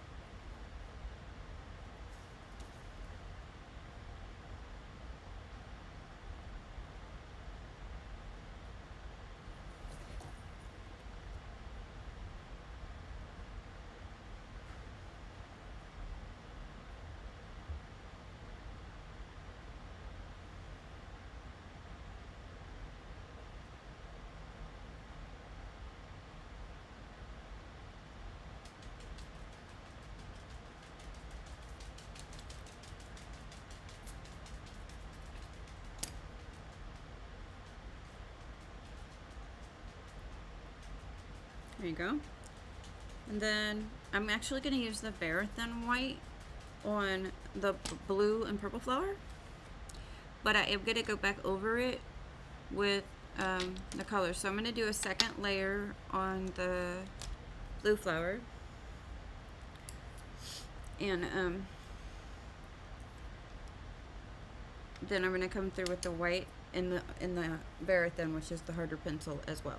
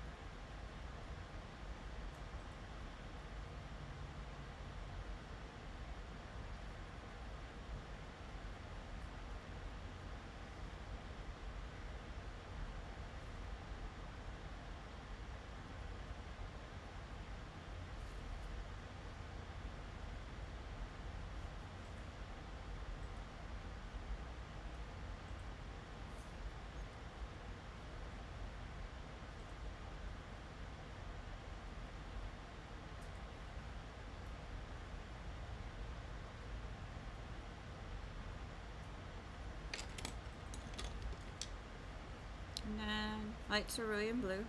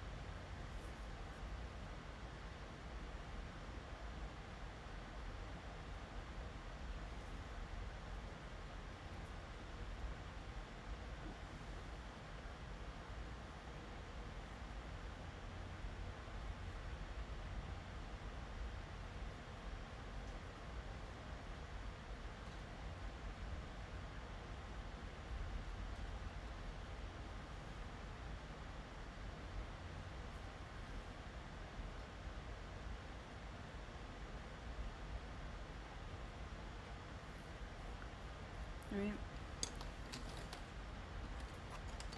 And grab our very thin white.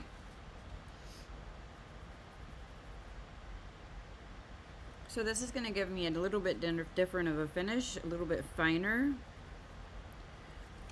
highlights.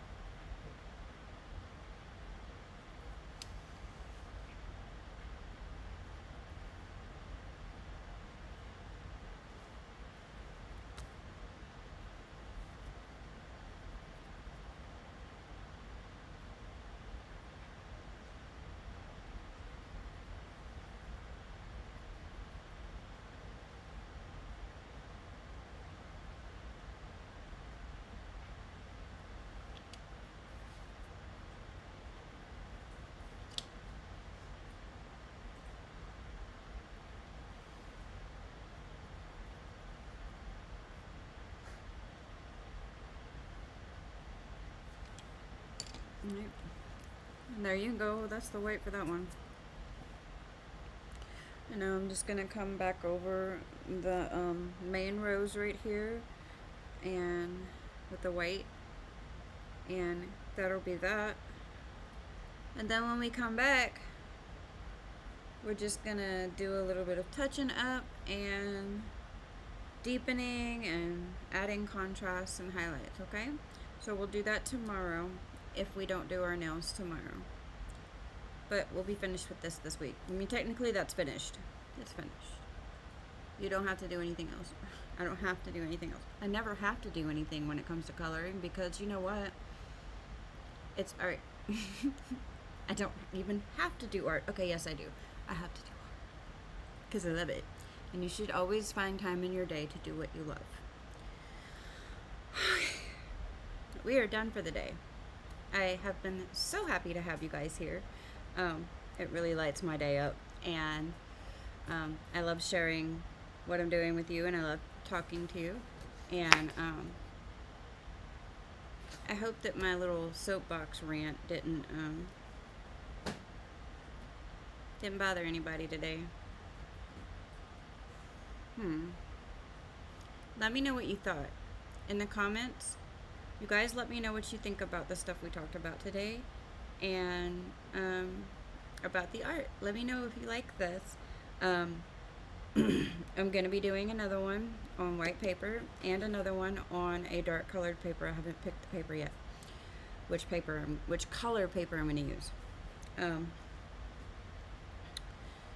So on the white paper, the next one I do on white paper, we're going to do a dark skinned version. I think it'll be really pretty.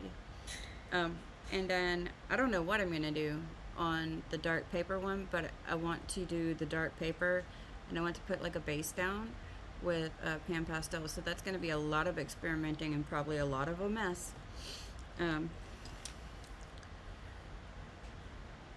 I will be back here tomorrow morning at around 8:30 a.m.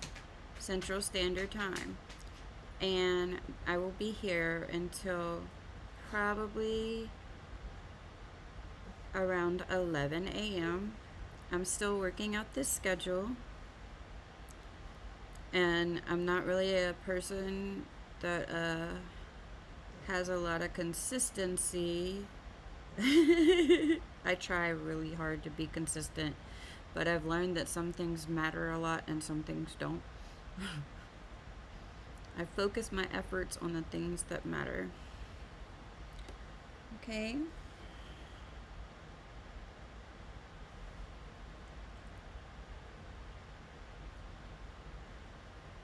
If you enjoyed this live stream, or if you watched it as a video later and you enjoyed it, definitely leave us a comment and say hi. And if you want to, you can click the like button. And if you want to, you can click the dislike button. You can also subscribe if you want to hang out with me on a regular basis. And if you want to be notified when I'm going to be online or when I upload something, you can click the notifications.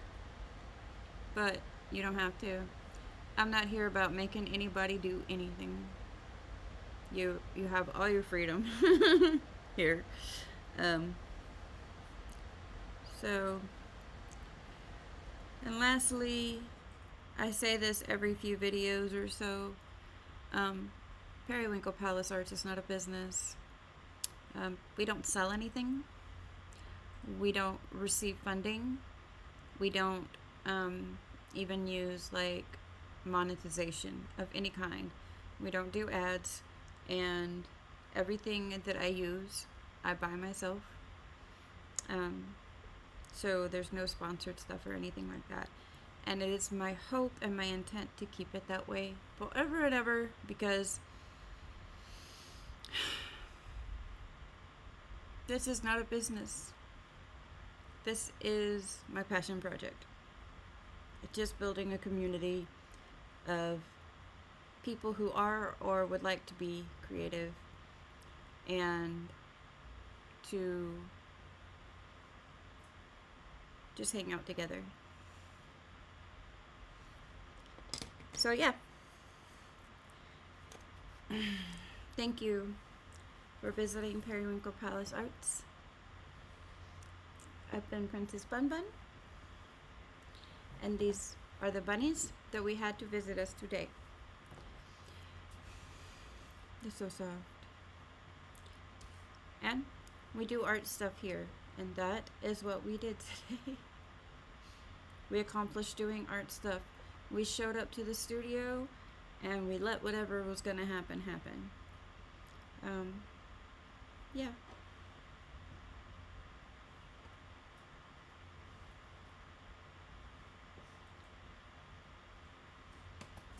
Time to go.